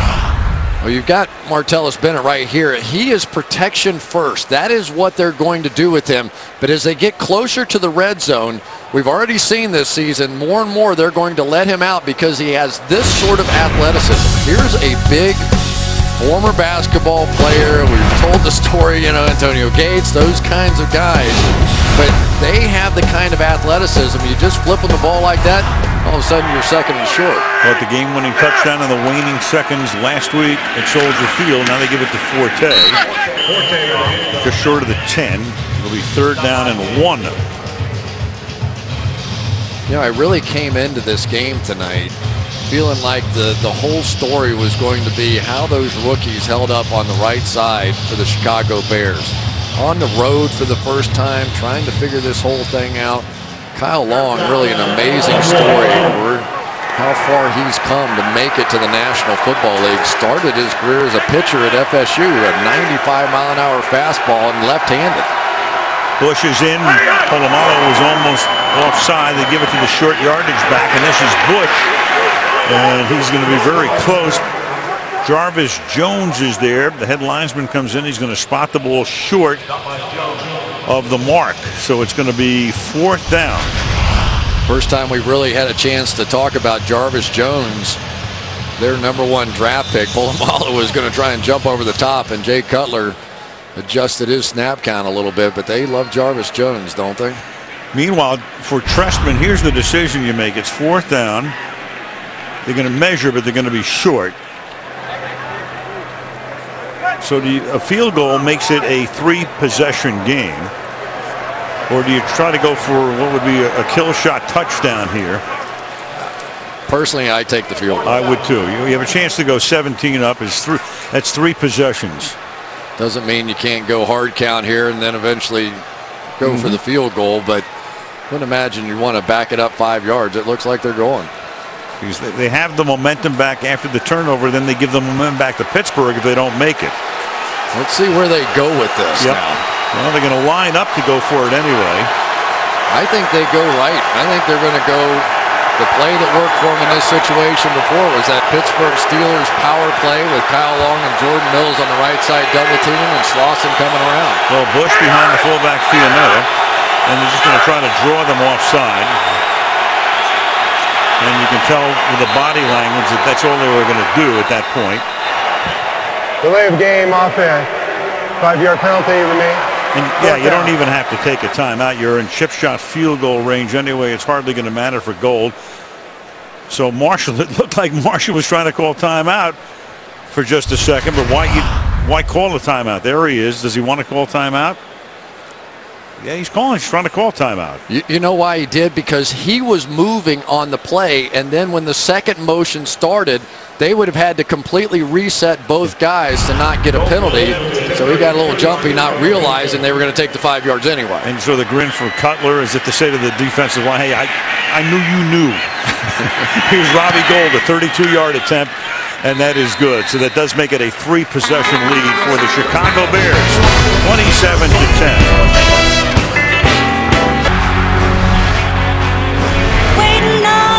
For Sunday night. Now Michaels, Chris Collinsworth, Michelle DeFoya, Heinz Field, Pittsburgh, PA on this Sunday night. One good thing, we put the Doppler radar away. 2 of our 3 games thus far have had weather delays. We had a little storm come through here yesterday, but nice night tonight. Touch of fall on this first night of fall. Temperature in the mid-50s, and Robbie Gould to send it down toward Jones. And let's take a look at the 3 turnovers here. And we're talking about 17 points. It's one thing when your offense is struggling and you hold on to the ball, but when you give it away and you're allowing 17 points on the defensive side like this one from Major Wright, who's had a major factor on this game so far. The interception for a touchdown, forced that fumble. It has been a rough night for the Pittsburgh Steelers offensively here. Start with Jonathan Dwyer flanking Roethlisberger on first down.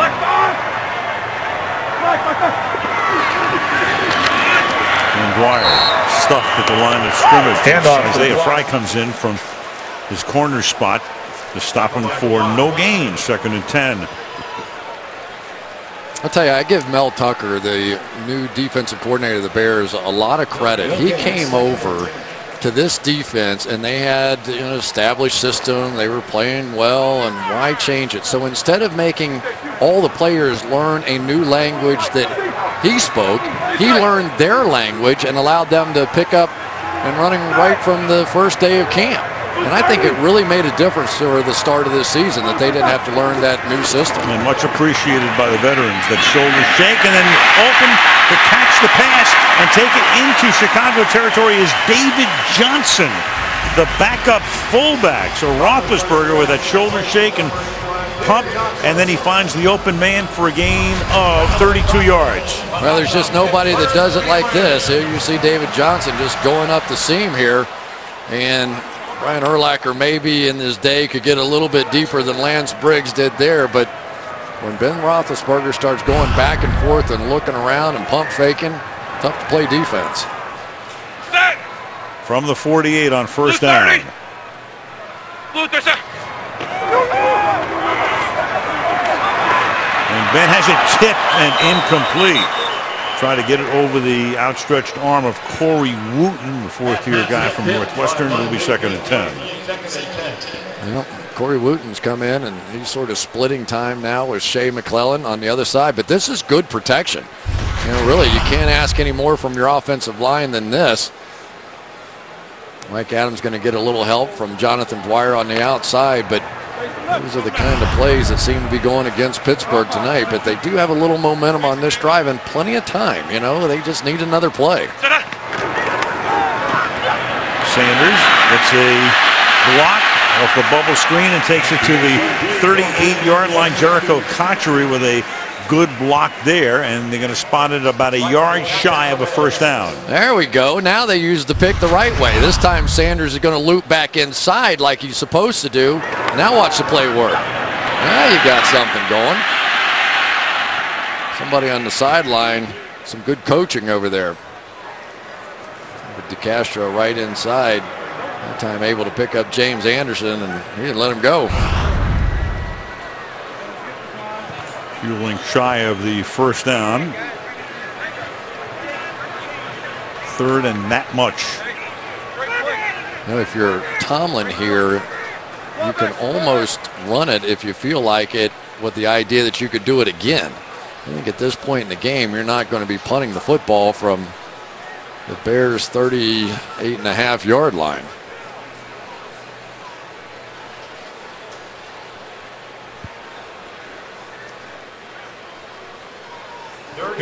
Roethlisberger with 190 passing yards tonight. On the other side, meanwhile, Cutler with only 90 yards through the air. Isaac Redmond makes his first appearance in a running back spot. Comes up on in the slot to the left. And Roethlisberger is going to keep it himself, and with a big body is able to angle his way for a first down. You know who really came off the ball on that one is Fernando Velasco, coming in for Marquise Pouncey. Kind of an incredible story when you stop and think about it. He gets cut by the Titans and comes over here with 1 week notice and fills in for Marquise Pouncey, and really made one mental mistake in the game a week ago. There's Isaac Redmond saying, "There you go, Ben, give you a little hand." At the 37, Dwyer comes back in as the running back. Gets it. Swings to the outside. Breaks away from the tackle and is close to a first down. Tillman came up. Couldn't wrap him up. And Dwyer is close to the first down. So Jonathan Dwyer, 4th-year guy out of Georgia Tech. And again, you go back to what they did in the draft. Drafting Le'Veon Bell. He will eventually, they hope, be their key guy, and their key guy for a lot of years. And they had Redmond, they had Felix Jones, and Dwyer was kind of a lost guy, even though he led the team in rushing last season. He actually got cut this year, and they brought him back. That was a heck of a run right there. Yeah. First down at the 26. He gets it again for a yard and a half. Wooten making the tackle halfway through the 3rd quarter. There is Bell, the 6'1", 244-pound rookie from Michigan State, working through a foot injury. If it's possible he could play in London next week. Then they have a bye week, and he should definitely be ready by the week after that. Unless Jonathan Dwyer keeps running like this. He's really had a nice game. Pass protection-wise, this team stepped up a notch when he came in the game. 2nd and 8. Big toss to the left, but right there to make the play. That's DJ Williams. Dwyer with the ball. Made 2 big plays early in the game. The longtime Bronco coming to Chicago now, setting up a 3rd and 9. You know, they have a lot of veteran guys now playing linebacker here. You know, they lose Urlacher on the process, but they pick up James Anderson, who was in Carolina, DJ Williams, who was really suspended for much of the season a year ago with the Denver Broncos, and they thought it would take him a little time to get up to speed. I would say it took him 3 games to get up to speed. He's been sharp tonight. 3rd and 9. Good protection, and the pass is caught. Heath Miller, who's been in and out tonight, they're working him back into the lineup slowly. after the knee surgery in the offseason. And that's going to make it 4th down and 2. And the crowd doesn't like the fact they're going to send in the field goal unit. When you're down 3 scores, you got to try to make it 2 scores in one manner or another. Yeah, just too much time left in the ball game to not put points on the board here. It's one thing if it's 4th and a foot or something. Right. It's the right decision. 36-yard attempt by Sean Sweezum on a pretty windless night. Right decision. He makes it. Which he did. So it's back to a 2-possession lead right now. 27-13. Football being brought to you by Nationwide Insurance. Nationwide is on your side. By AT&T, Rethink Possible. By Bank of America. And by Audi, Truth and Engineering. Party atmosphere here at Heinz Field tonight. What a sports day in Pittsburgh. The Pirates and the Reds this afternoon in a big game won by Cincinnati. Hispanic Heritage Month. Steelers tonight, but maybe a big sports day, at least in the morning, as everybody anticipated a couple of wins, and right now they're just trying to get one here. Uphill battle, down by 14 points. Hester runs over to collect it, and he's going to come out. And Devin Hester can bring it back only to the 17-yard line with 5.5 to go in the 3rd. Dressman's 57 years old. Some of his mentors, Howard Schnellenberger starts him out when Mark's at Miami as an assistant, and then Jimmy Johnson is the head coach. He goes to Minnesota. Bud Grant is there. He works with Marty Schottenheimer in Cleveland back in '88. George Seifert in San Francisco with the then Super Bowl champions. Then he coaches Montreal in the CFL for 5 years. And talking to Phil Emery, the general manager before the game, he felt that that was hugely important before he hired Trestman, that he had the head coaching experience and not just as an assistant. As Cutler throws, and the pass here is incomplete, intended for Bennett. It'll be 2nd down and 10. Well, we knew that he was going to get the math right on the score to kick the field goal because he was a bond trader for a couple of years, right, when he was out of football. He was out of football. He goes and he's running bond portfolios, an investment company, wearing a coat and tie. He does that for 3 years, and his wife says, you got to get back to football. She says, I love football more than you do. So George Seifert calls him after Mike Shanahan leaves to go to Denver. Mike had been the offensive coordinator in '94 in San Francisco, and that gets Trestman back into the game. And the pass is caught up at the 25-yard line by Alshon Jeffrey, tackled there by William Gay. It helps to know interest rates when you're working time management at the end of games. Yeah, and how to save your money if you're a coach, because that's not a lifetime employment contract. No. He should have been doing moving van commercials. 3rd and 2. They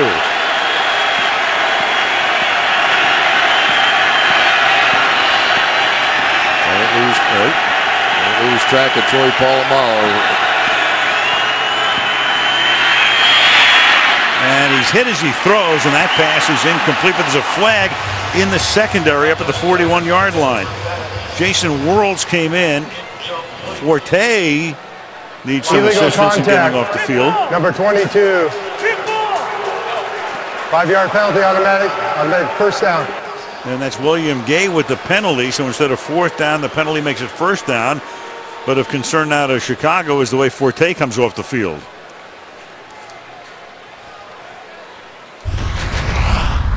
No question about the call. A little slant and go on the outside.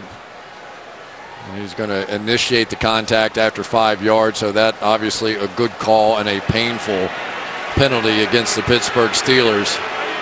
And then Forte, as Jason Worlds comes around the corner, gets caught up in that traffic.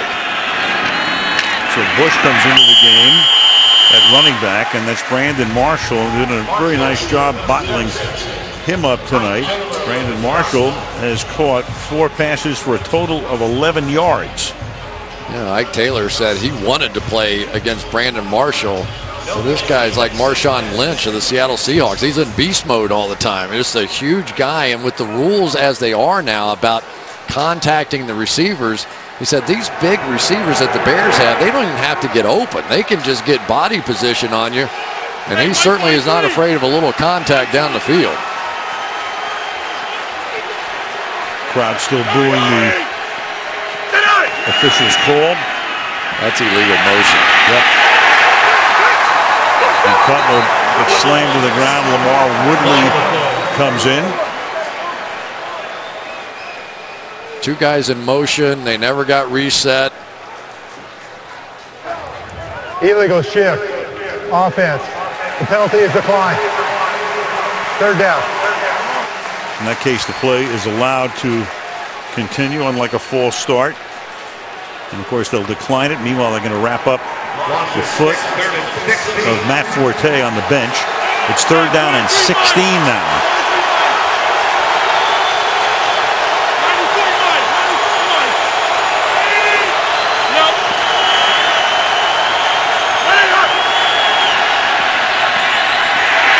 Cutler trying to escape, and then the pass is incomplete, intended for Bush coming out of the backfield, covered by Worrells, and so a big stop for the Pittsburgh Steelers.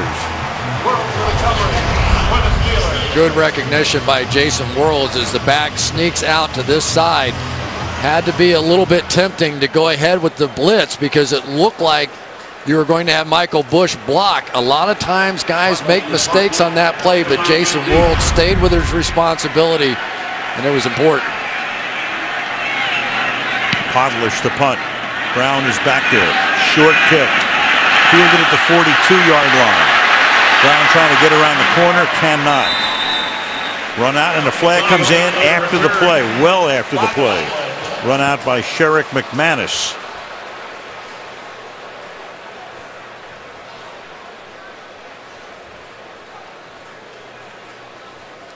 Here's Brown. You can put your hand on the face mask, but you can't grab it and turn it. So if that's what the official saw, and it may be. That was a 34-yard punt, 5-yard return. And then Morelli's call coming. During the return, face mask. Receiving team, 15-yard penalty, first down. Pittsburgh gets the ball, but 15 yards farther back. Nylon of Chicago, why are we showing you that? The National Hockey League season starts in 9 days. Tuesday night, October 1st, Washington at Chicago. So the Blackhawks, the Stanley Cup champions, opening at home a week from Tuesday on the NBC Sports Network. Pittsburgh, after the penalty, starting from the 30-yard line. Roethlisberger stepping up in the pocket, and the open man is Miller. Heath Miller to the 47 of the Bears. So many times getting open in the National Football League is not about beating a man. It's about understanding zone coverages. When you see Heath Miller there, once he got into that little space, slows down. Ben was able to look right there. You talk to some of the Chicago Bear defenders, and they said, listen, the most important thing that Heath Miller does for Ben Roethlisberger is when he's in trouble, 83 is the first place he's looking. That was a gain of 22.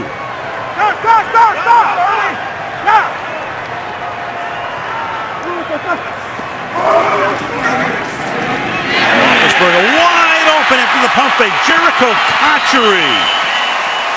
And he's out of bounds at the 21-yard line. Major Wright covering on the play. That's a gain of 26. Everybody wants to make a big hit when they see this quick screen coming out there. That time basically two guys open down the field. It's the responsibility of that guy on the outside generally to block, but Ben is so effective with these pump fakes. He's been moving defensive backs all over the field tonight. Steelers now at the 21-yard line. 2 minutes to go in the third. Black five! Black five! Blitz on. And a one-handed grab is good for the touchdown. Antonio Brown. An amazing catch. If he got his feet down here, this is going to be absolutely remarkable.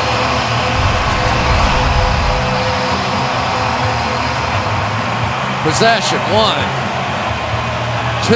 I think he got it. The knee is possible, but I thought that foot was down first. Right, that's the whole issue here. Possession 1. Is the knee down before the foot is the question. If the knee is on the stripe, and of course they're going to look at this upstairs before they confirm it. Oh my goodness. I don't think there's enough there to be able to overturn that. Already confirmed, and the kick is good. What a game Antonio Brown is having. Well, all of a sudden, it's a 1-touchdown lead, 27-20. Story in Pittsburgh this week about a confrontation on the sideline last week in Cincinnati. Brown upset about not getting the ball enough. Here was Todd Haley, the offensive coordinator, with him after the touchdown. A lot to talk about in regard to that play, but a smiling Brown has put Pittsburgh right back into the game. We'll have another look at it in a second. Devin Hester ready, or hopeful of return man to the 21-yard line. Eric Weems. And back we go to the touchdown. Old school Pittsburgh Steelers here. This used to be Hines Ward in short motion. 3 on this side. When they go to a single safety here, that means 1-on-1. It used to be Mike Wallace out there. Now it's Antonio Brown, and he's doing the same thing Mike Wallace used to do. Only that catch was as good as anything I have seen in a big moment. That is fantastic. Barely, the toe barely beats the knee down. Good call by the officials. Game on. Perfect call. Forte is back in the game. Crowd in full voice right now, and Cutler stepping away, dumps it to Forte, but he'll get tackled immediately at the line of scrimmage. 2nd and 10. More and more now we're seeing that Jay Cutler is looking to those checkdowns a little quicker. The pressure isn't always becoming a sack, but it's forcing Jay to move around. He is early in the game been able to stand in one spot, read the defense, and make a throw. More and more we're seeing those kind of jump shot kind of throws to the checkdowns, and that plays right into the Pittsburgh Steelers defense. And that's reflected in the fact Cutler's averaging less than 4 yards per pass. 17 of 25 for 98 yards. Big hole for Forte, who runs over people, including William Gay, who he ran over earlier. Takes it to the 30. It'll be 3rd down and 1. Troy Fiametta right here is going to seal this thing off. Roberto Garza inside, able to handle the nose tackle. Fiametta helped a bit with the nose and then got up on the next level, but 3rd and 1 is huge right now. 33 seconds left in the quarter. They bring Michael Bush in as the tailback behind Fiametta. And Cutler's going to take a timeout with the play clock down to 3 before a very big play.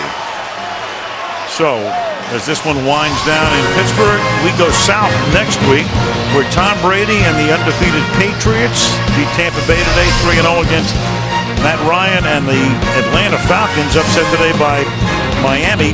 There is a look at the winning percentages of the two guys, Brady and Ryan. It all begins at 7 Eastern time with Football Night in America.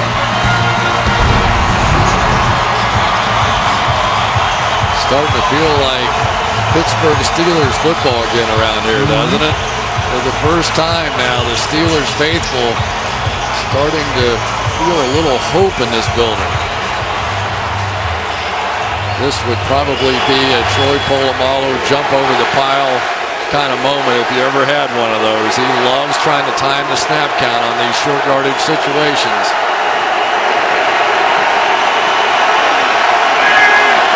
Third and 1.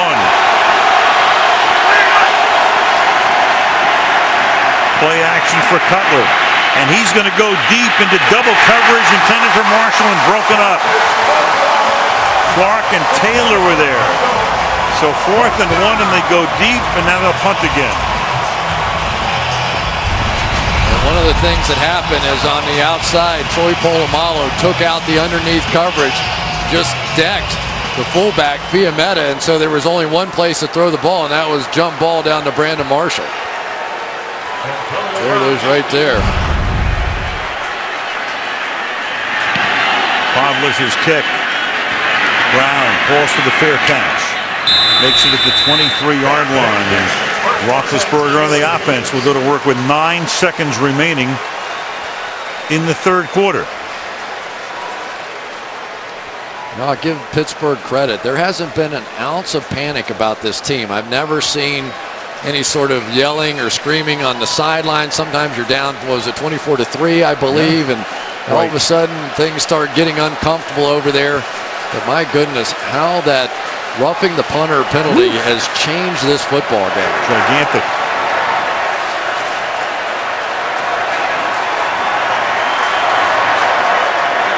Steelers asking the crowd to let him call the signals, and there was Anthony Walters, who was the man who was flagged for roughing the kicker. Blue 30. The running back is Dwyer. And it'll be dumped off and incomplete.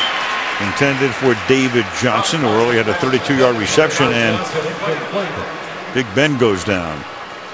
You know, one of the problems that Ben has is when he holds onto that ball, sometimes he gets hit in odd positions. That time sort of a late shot. Looks like he may have twisted that left leg just a bit. Comes off late. Looks like James Anderson gets him and twists him a bit as he goes down.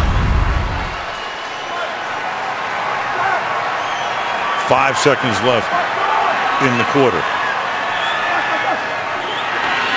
Blitz coming, picked up, and that opens it up for David Johnson. His second big reception takes it to the 40, and that's the way the third quarter climaxes. 27-20, and Sunday Night Football back after these messages. And tonight's aerial coverage from Pittsburgh, PA, being brought to you by Geico. Beautiful shot. Downtown Pittsburgh. Allegheny, Monongahela forming the Ohio on the Sunday night. Al Michaels with Chris Collinsworth and Michelle Tafoya. The Pittsburgh Steelers very much back in the game, down by 7, have it at the 41-yard line as we start the final quarter. And on a draw, Dwyer. Tackled by Anderson. Well, the pump fake's becoming a bigger and bigger factor now as this game goes along. Ben Roethlisberger early on really moved the safety, Chris Conte, out of the middle of the field. Ends up going deep to Antonio Brown for a big play there. But it hasn't just been that. You'll see, I don't know how he holds on to some of these. His hand is just huge, but when he does it, you see the entire defense move. And the more protection he gets, the more he can use that technique. Blue 30. Blue 30. 2nd and 9. And Roethlisberger over the middle, and it's caught inside the 40-yard line by Antonio Brown, who's really having a monster night right now. Antonio Brown, for a gain of 21, has now gained 147 yards through the air. Antonio Brown's brilliant, but the reason he's getting it off this guy right here, Jonathan Dwyer's had a huge impact on this game. That's a tough block. Lance Briggs comes free, gets just enough of him to give Ben time to get the thing down the field to Antonio Brown. And Roethlisberger goes down again with his face in the turf. Dwyer tries to come back the other way and picks up a couple of yards after the initial contact, gain of 2, 2nd and 8. Wasn't it Jonathan Dwyer who came in and had the big game against Cincinnati, I think, last year, had over 127 yards on a Monday night game, I believe. Right. At one of our games. There you go. There you go. And, you know, this is a guy, though, that running backs, first and foremost, have to be able to keep their quarterback upright. And it's something that everybody loves, the scat backs and the quick runners and all that stuff. Quarterbacks love guys like Jonathan Dwyer. You know, Tillman comes out of the game. He went to the sideline. Zach Goldman comes in. Ben is going to keep it and then lose it, and then recover it himself as he gets to the 30-yard line. That would have definitely been a fumble because he was past the line of scrimmage anyway. Well, we saw Tillman come out, and he was probable coming into tonight's game. He'd missing practice time this week. Now another Bear is hurt. So we can figure out who this is.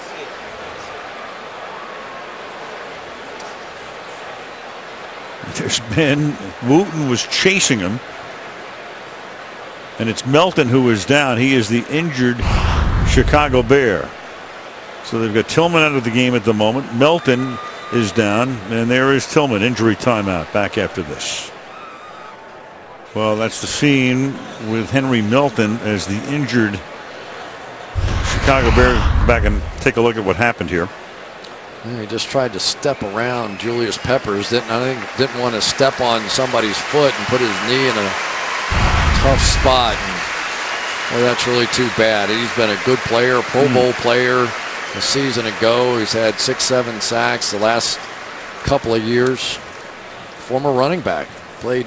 He was behind Jamal Charles. Scored about 20 touchdowns as a running back in Texas. They move him inside.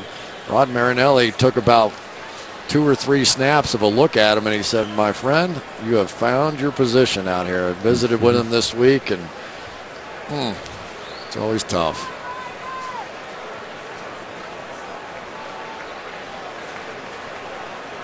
That 3 technique pass rusher, such a significant part of this 4-3 defense. Nate Collins now, who's looked good. He's played well this year, will come in and try to fill the void. Lining up between the offensive guard and tackle, and now you've got Collins, who's the 4th-year guy, played at Jacksonville, went to school at Virginia, and we talked about Tillman, and now there he is on the bench, missing practice time this week. He's come out, so you've got Zach Bowman in there. You got Melton going back to the locker room, and Nate Collins in the game, and a big 3rd down and 3 coming up, or long 2 at the 30-yard line. Isaac Redman is in the backfield next to Roethlisberger. Big assignment for Isaiah Fry on the slot against Antonio Brown. And that's caught, and can he get the first down as Cotchery spins and may have gotten it with that second effort, and does. So Cotchery was stopped a little short of the first down and then was able to spin around and move the chains. Good job by Cotchery on the outside, but watch David DeCastro hustle down the field and basically push his wide receiver for a first down. He's just going to give him enough of a push on the tail end of this thing. I don't think he has it right here. Nope. Castro hustles before he hits the ground. There you go.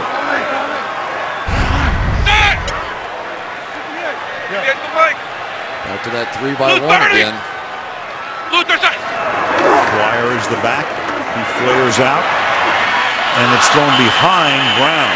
So underneath Antonio Brown, it's incomplete. Here's Michelle.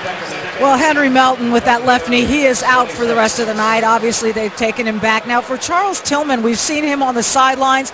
I'm told by the Bears that he's simply stretching, that he is expected to come back in, and that there's no injury news for Tillman. So sadly, Melton, who missed so much of the preseason out with that concussion, out for the night. Right.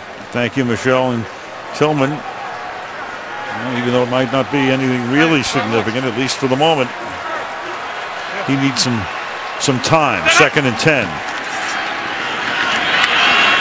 And Dwyer can't escape.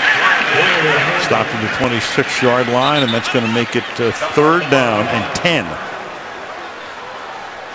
I still think they have some possibilities. The Bears are doing a nice job of disguising their coverage and making it look like they're double teaming Antonio Brown down here at the bottom, but they really aren't. They are going back to that single safety look. So if they want another one-on-one shot, unless they adjust from here, they've got it to Brown.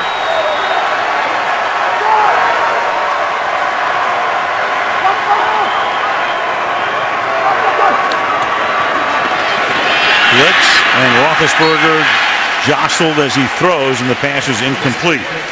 That was Lance Briggs blitzing on the play. It'll be 4th down. That time Lance Briggs able to take advantage of Jonathan Dwyer to get just enough, because that was going to be a first down to Antonio Brown. Got exactly what we thought they were going to get, and just enough of the elbow Make him throw it in the dirt. Squeeze him now. This will be a 44-yard attempt to make it a 4-point game. Mesko is the holder. And Squeezem's kick. Perfect. 10:38 left in the fourth. Pittsburgh climbing back, down by 4. Sunday Night Football brought to you by Wendy's, by Toyota, by Windows, and by Walmart, where layaway is free with no opening fee. Well, the Roberto Clemente Museum, Pittsburgh, items donated by the Clemente family. One of the great players of all time, dying tragically in a New Year's Eve plane crash in 1972 on a mercy mission to help earthquake victims in Nicaragua. And there is PNC Park. Of course, Roberto played at Forbes Field and at Three Rivers Stadium. Phenomenal player. Speaking of, haven't seen a lot out of Devin Hester tonight, have we? Well, and you still won't, because it's taken at the 12-yard line. And this is Joe Anderson who's going to run it back out to the 26-yard line. Bears led 24-3 at one point. You had that block punt that turned, or the personal foul on the punt, running into the kicker, roughing him, and the largest deficit overcoming a win, 21 points. The Bears' largest lead given up and lost, 21 points. 24-3. Chicago is going to get the ball back. Walters just missed. Personal foul roughing the kicker. And then Pittsburgh was able to capitalize and get a touchdown. Here's Forte. I want to correct one thing. I think when I did the promo before Atlanta-Miami, I said Atlanta was upset by Miami. They were not upset. I have a certain demographic that holds me to a very high standard, and I just want them to know I misspoke. Atlanta was not upset today, and you know what I mean. Your people. Yours too. I'm with you, gang. I hear you. I tell you, the Steelers defense has really taken over this game, though. The yardage numbers are really one-sided in Pittsburgh's favor now. And the possession is now almost dead even, and Matt Forte will go nowhere.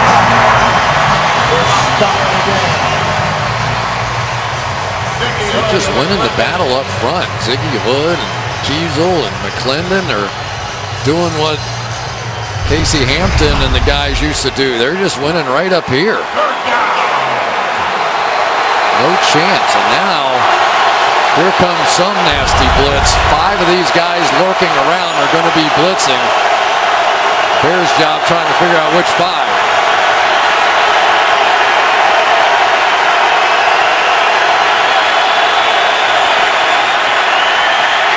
Cutler going to run, and he's going to get the first down, and then bangs in to the defender Robert Golden. But Golden can't stop him until Cutler rushes for 12 yards to move the change. Well, they come off this side with the blitz, and Cutler steps up and through. And I'm going to tell you what, you want to get respect as a quarterback in a situation like this. You lower your shoulder, you take a shot. Everybody's talking about quarterbacks going out of bounds, and try and maintain your health. In that situation, you go get it, and that's what Jay Cutler did. And lower your throwing shoulder as well. The ball at the 39-yard line. And Forte will be taken down, and that's William Gay coming through to knock him down for a loss of 3. I don't think Robert Golden could believe what Jay Cutler did. Looked like he was about to slide. Instead, he lowers his head. He had the first down anyway, but if he had tried to slide, it would have been close because it's where the slide is initiated. Love that play out of Jay Cutler. And I can just tell you, quarterbacks walk back in the room after that film session, whole different level of respect. 23. And we got 29.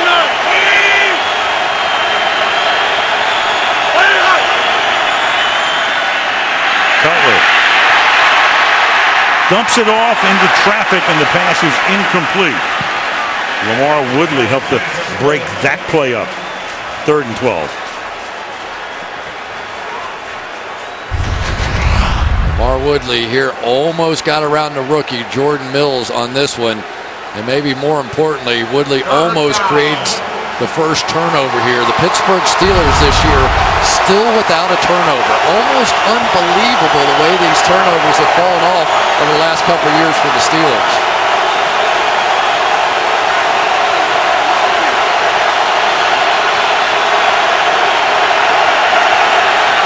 Third and 12. Polamalu comes in on the blitz. It's picked up deep downfield, turning around at the 22-yard line. Brandon Marshall to make the catch. A huge play.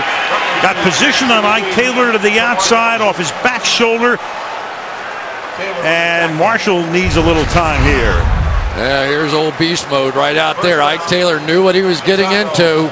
Pretty solid coverage, but he just couldn't get his head around. Perfect back shoulder throw, rebound position. Brandon Marshall when they needed it most. 41 yards. He comes out for the moment. The pass to the outside is caught by Martellus Bennett, and he'll be taken out of bounds at the 18-yard line. So one thing we've seen out of the Chicago Bears, Martellus Bennett does a lot of blocking when they're in the middle of the field. They get down to the red zone like he did last week when he made the game-changing catch at the end to win that one, like he did against Cincinnati in the opener, a brilliant catch in the back of the end zone. This guy has made a huge difference for the Chicago Bears in the red zone. Marshall back in the game until that catch. He caught 4 for 11 yards. And then 41 on the third and long. Going to draw inside. Matt Forte going next to nowhere. And Jarvis Jones coming off the edge there and doing what he did earlier, just finding a way to kind of sneak in there. You know, so many times to get the kind of player they wanted outside linebacker for the Steelers, they have to try and convert defensive ends in college to outside linebackers.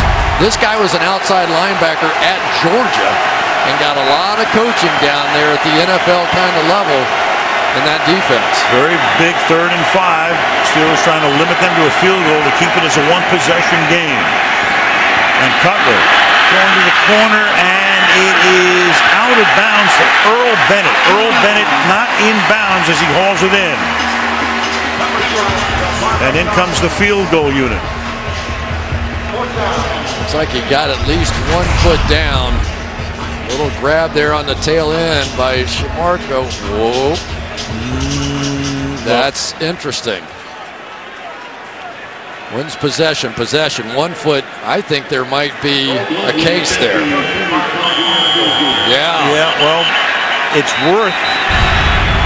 worth a challenge, and that's what Trestman's going to do. It's worth another look. I think that's a touchdown. Well, we'll take a look. I thought it was inconclusive on that replay, but worth a challenge. Challenging the ruling on the field of the previous play that the receiver had with both feet inbounds and the catch. Timeout. And it's where possession takes place. So Morelli goes under the hood for a huge call. This is about as close as it's going to get. It's ruled out of bounds on the field. Does Morelli see enough here with possession and both feet in to overturn it? Here we go. Catch, possession. I don't see a bobble. Second foot is going to fly a little grass off the back end. My question is, from the angles we have, we can't see possession throughout the course of the catch. We don't know if this thing moves at all as he goes to the ground. Is that enough to not allow a touchdown and a reversal?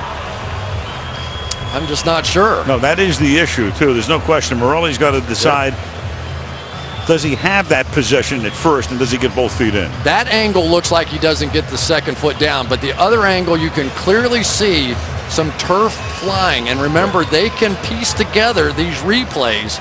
This one right here, if you watch the back foot, you'll see the dirt kick up right on the back side of that thing. Right there. Here comes the call. After reviewing the play, the receiver had control and 2 feet down. It is a touchdown.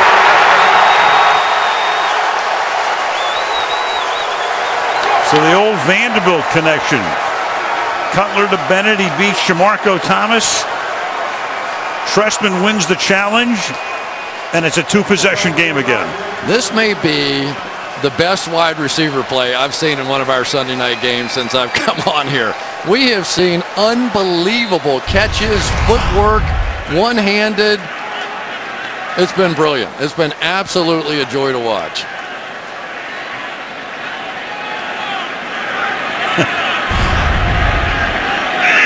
It's Josh McCown, the backup quarterback, with the bear hug for Bennett. Gold's extra point is good. We have 5:48 left in regulation, and the Bears are up by 11. Fighting Irish coming off their win yesterday against Michigan State, back home against Oklahoma. Oklahoma 14th in the country, Notre Dame 22nd. That's coming your way on NBC this coming Saturday afternoon from South Bend at 3:30 Eastern Time. There's your confluence, the Three Rivers. Polamalu and the defense back on the bench after that sensational catch by Bennett. A bouncing ball is fielded at the 1-yard line. And this is Jones, Felix Jones, back out to the 25-yard line with 5:44 remaining, and back we go to the last drive. As great as these catches have been, this play to me has been the difference. Jay Cutler setting the tone. His offense was struggling. He escapes the pocket and lowers his shoulder. Brandon Marshall turns around and makes a play. And then Earl Bennett. That's just brutal.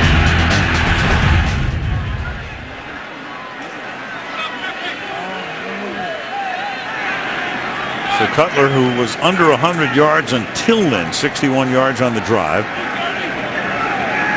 All of those plays on that last drive coming on 3rd down. And now Roethlisberger throws, and it's caught.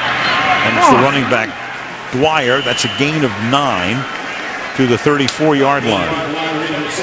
Collins hit Roethlisberger that time. Collins taking Melton's place. He came in there and got a big-time shot on Roethlisberger. Only a handful of quarterbacks getting up from that one. And not only getting up, but running a no-huddle here as they go hurry up and pick up the first down with Jonathan Dwyer taking the ball for a gain of 2.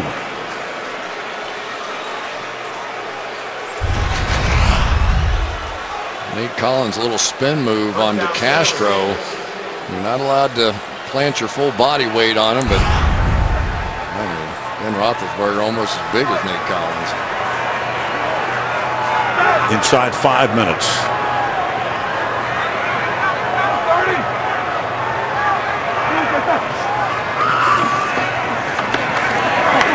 And he's hit again as he throws, but this time gets it away, and it's into Chicago territory. Caught by Antonio Brown. So another shot taken. Stephen Paya that time hitting Roethlisberger, but he picks up 16 yards. Lance Briggs reacts up to the back underneath, and it was a mistake. When he did it, allowed Roethlisberger to get it just over his head. Watch here. He's going to see Dwyer come out. He's going to take 2 steps up, and that was just enough for Roethlisberger to get it in over his head. 163 receiving yards tonight for Brown on 7 catches. And Roethlisberger in trouble, and the ball comes loose again. Peppers comes up with it. Julius Peppers with an escort to the end zone. Touchdown. It's harder to outscore the Bears defense than it is their offense. 4 turnovers. Lance Briggs forcing the fumble, and Peppers goes in for the touchdown. There you go, right up the gut. This time I think it's Isaac Redmond who tried to pick him up. Couldn't get enough of him. Been a little loose with the ball again. And here you go. So 2 touchdowns on the defensive side is going to end up being the difference in this ball game. 42-yard return. 4 turnovers now for Pittsburgh. They've been killers. And for Peppers, he had 3 touchdowns as a Carolina Panther, and that's his first as a Chicago Bear. You know, Ben is almost going to have to work a little bit on keeping that second hand on the ball. The pump fakes are great, but when it means you're trying to scramble inside the pocket with only one hand on the ball, bad things happen. And that's blocked, but barely of relevance here. Guess who? Polamalu. 3:57 remaining in the 4th. Chicago 40, Pittsburgh 23. In a nutshell, the only caption you need when you look at that: 4 turnovers, and Chicago with 23 of its 40 points off those 4.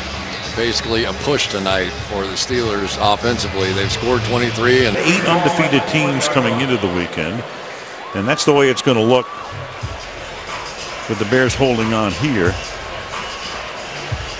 With the Seahawks and Chiefs and Saints and Patriots, Dolphins, Broncos, and the Bears. Meanwhile, the Chicago Bears now in very good shape in their division, 3-0. And you've got the Pittsburgh Steelers really in dire straits right now. It's early in the season, but you have 2 2-1 teams in that division right now. But 2 games out of first place. And the good news is, if you're looking for it, the Steelers offensively, despite the mistakes, look better tonight than they have.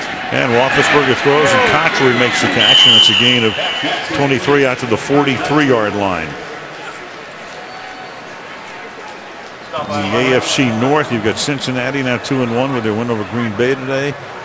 Baltimore seems to have gotten it together. They beat the Texans, so they'll be 2-1. And the Steelers on the verge of dropping to 0-3. To the 48, David Paulson makes the catch. Here's Michelle.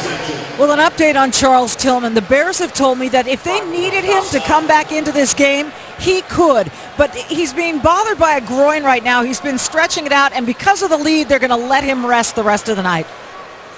Wise choice. 2nd and 4. Zach Bowman is in there. Meanwhile, there goes Ben going down again, but he gets the pass away to Emmanuel Sanders on a 2nd and 4. Corey Wooten got to the quarterback that time. It's a first down gain of 10. And taking another hit on the tail end of this one. Give the guy credit. Pretty amazing. Just flat-footed. Looks at the last second and could get that ball in there. But he is going to have a little trouble getting out of bed tomorrow morning. They haven't always sacked him, but they have gotten plenty of hits on him. 30.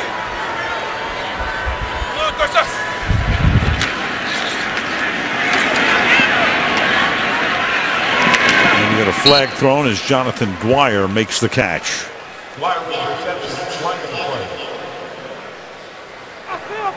Holding. Number 73 offense. 10-yard penalty, remains first down. Ramon Foster. Well, the Bears will go to Detroit next week. Then they have back-to-back home games against New Orleans and the Giants. It would behoove them to build up early currency. When you look at their schedule down the line, 4 of their last 6 games are road games. I'd say 3-0 is a little currency. It's a little currency. That's what's upcoming for them, and the season will end in Soldier Field against Green Bay.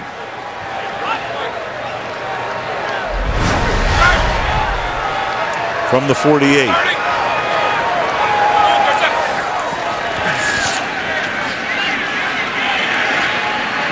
And Roethlisberger fires deep downfield. That's caught.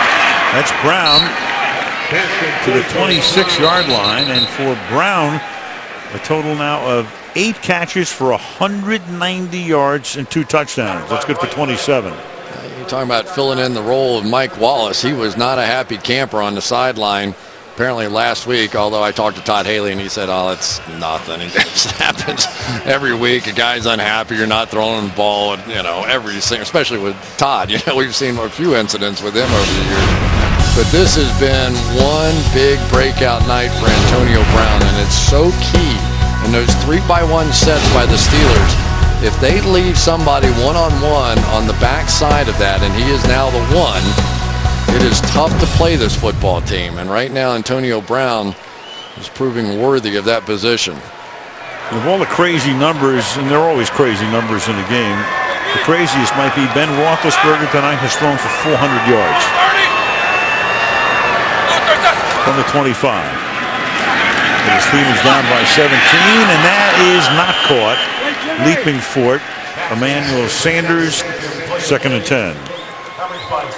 You know, I can't get the Jay Cutler play out of my head, though. Remember the playoff game a few years back where people questioned whether or not he could have come back in the game or not, and questioned his toughness and all that? This is a different Jay Cutler on a lot of levels out here. He's becoming the team leader and just takes out the Steelers safety. Really, when the game was on the line, Robert Golden did not expect that kind of shot. 2nd and 10. And Roethlisberger throwing, and it's incomplete. Chris Conti coming over to Brown and getting there simultaneously with the ball to bust it up. It's third down. I don't think there's any question Conti made the catch. Did his feet get down? Well, if that knee hit the ground, that might be an interception. Remember the old John Madden book was it 1 knee equals 2 feet, something right. like that. Let's see if the knee hits down, because a clean catch. It's like the foot may have come down first out of bounds. Third and 10. Roethlisberger dancing away. Buying time, pass incomplete. Paulson, the intended receiver.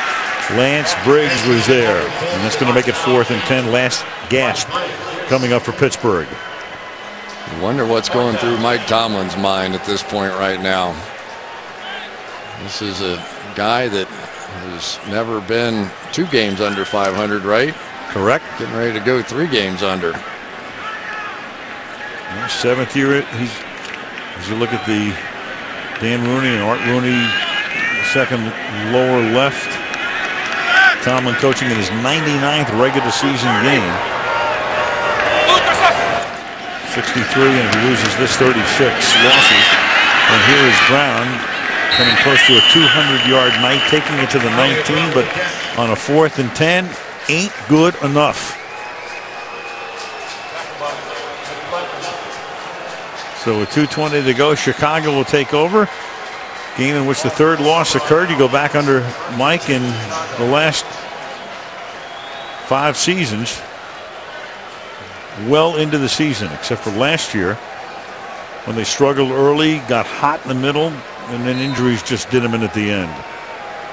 2 home losses now, too, which doesn't help the cause any. And Chicago can pretty much run it out, even though Pittsburgh can stop the clock twice, and you're going to have the stoppage at the 2-minute warning. Michael Bush is the back. He gets it. He'll take it to the 21-yard line. Tillman and Peppers going over some stuff on the sideline. So many veteran players on that defensive side of the ball. Of course, Tillman, Mr. Punch-Out, all the forced fumbles that he gets. Tim Jennings on the other side. Lance Briggs came up big tonight. 2-minute warning. Chicago 2 minutes away from going to 3-7.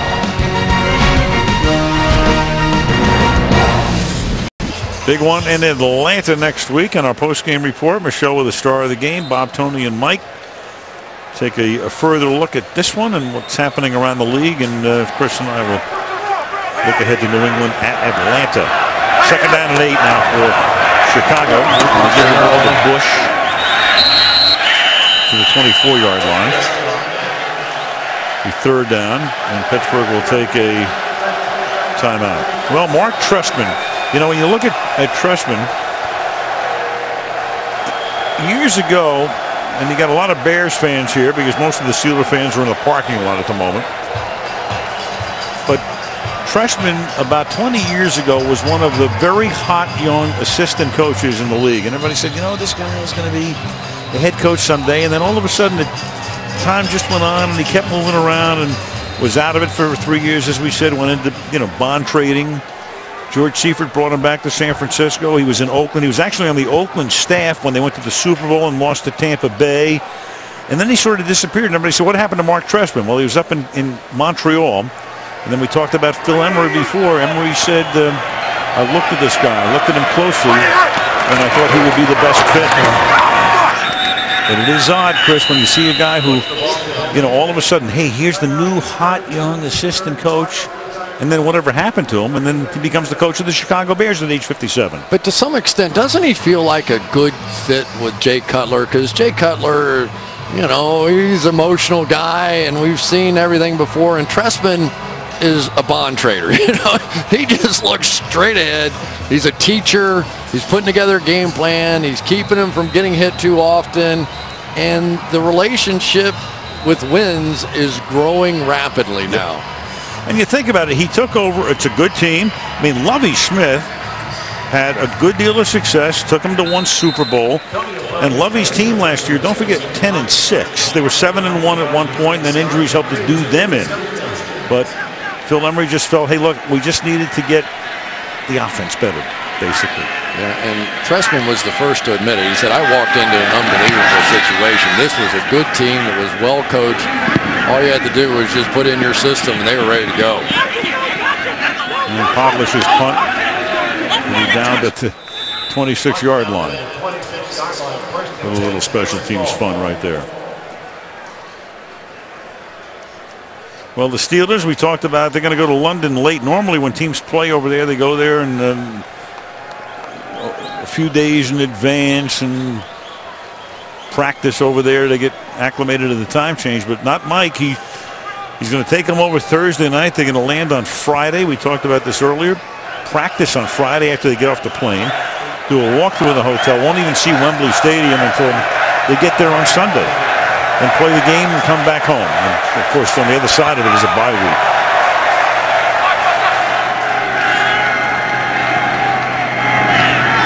And Roethlisberger fires, and that's going to be picked off. And Chris Conte, who almost had a pick earlier, and then you got a flag coming in because you saw what Brown did at the end of that play. And you know what that's going to be. Penalty and a fine. Ooh. Turnovers galore. Turnovers cost the Pittsburgh Personal Steelers foul. the game. Unnecessary roughness. Number 84 of the passing team. 15-yard penalty. First down. So that's 5 turnovers.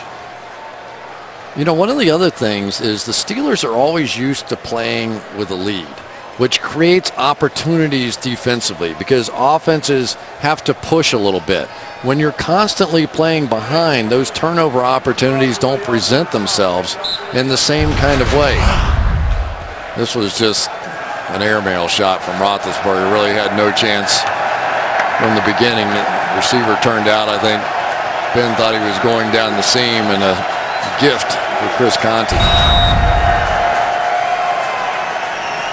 Minute and a half and a couple of kneel downs are going to do it. The Bears are definitely getting interesting, though.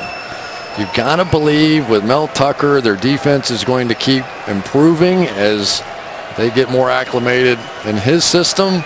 Offensively, you can already see the improvement. The offensive line, the young right side played well tonight. Interesting team. Well, we know a lot of rabid Bears fans. I'll tell you who's as rabid as any Bears fan I know. Doc Rivers. Your old partner. Right. Now the coach of the Clippers, and of course comes from the Celtics and grew up in Chicago and loves the Bears. I told that to Trestman last night. I said, I'd love to meet Doc someday. He plays golf with him. Make sure he keeps his head low. Well, that's going to do it. The Bears, who took a huge early lead, that appeared to be in jeopardy. And then, but turnovers do it at the end, and it wraps it up. And it was a killer for the Pittsburgh Steelers, who head to England. Merry old England, but not so merry for the Pittsburgh Steelers, nor for the Minnesota Vikings, who they'll face next week. Coming up next, it's the Wendy's post-game report after these words.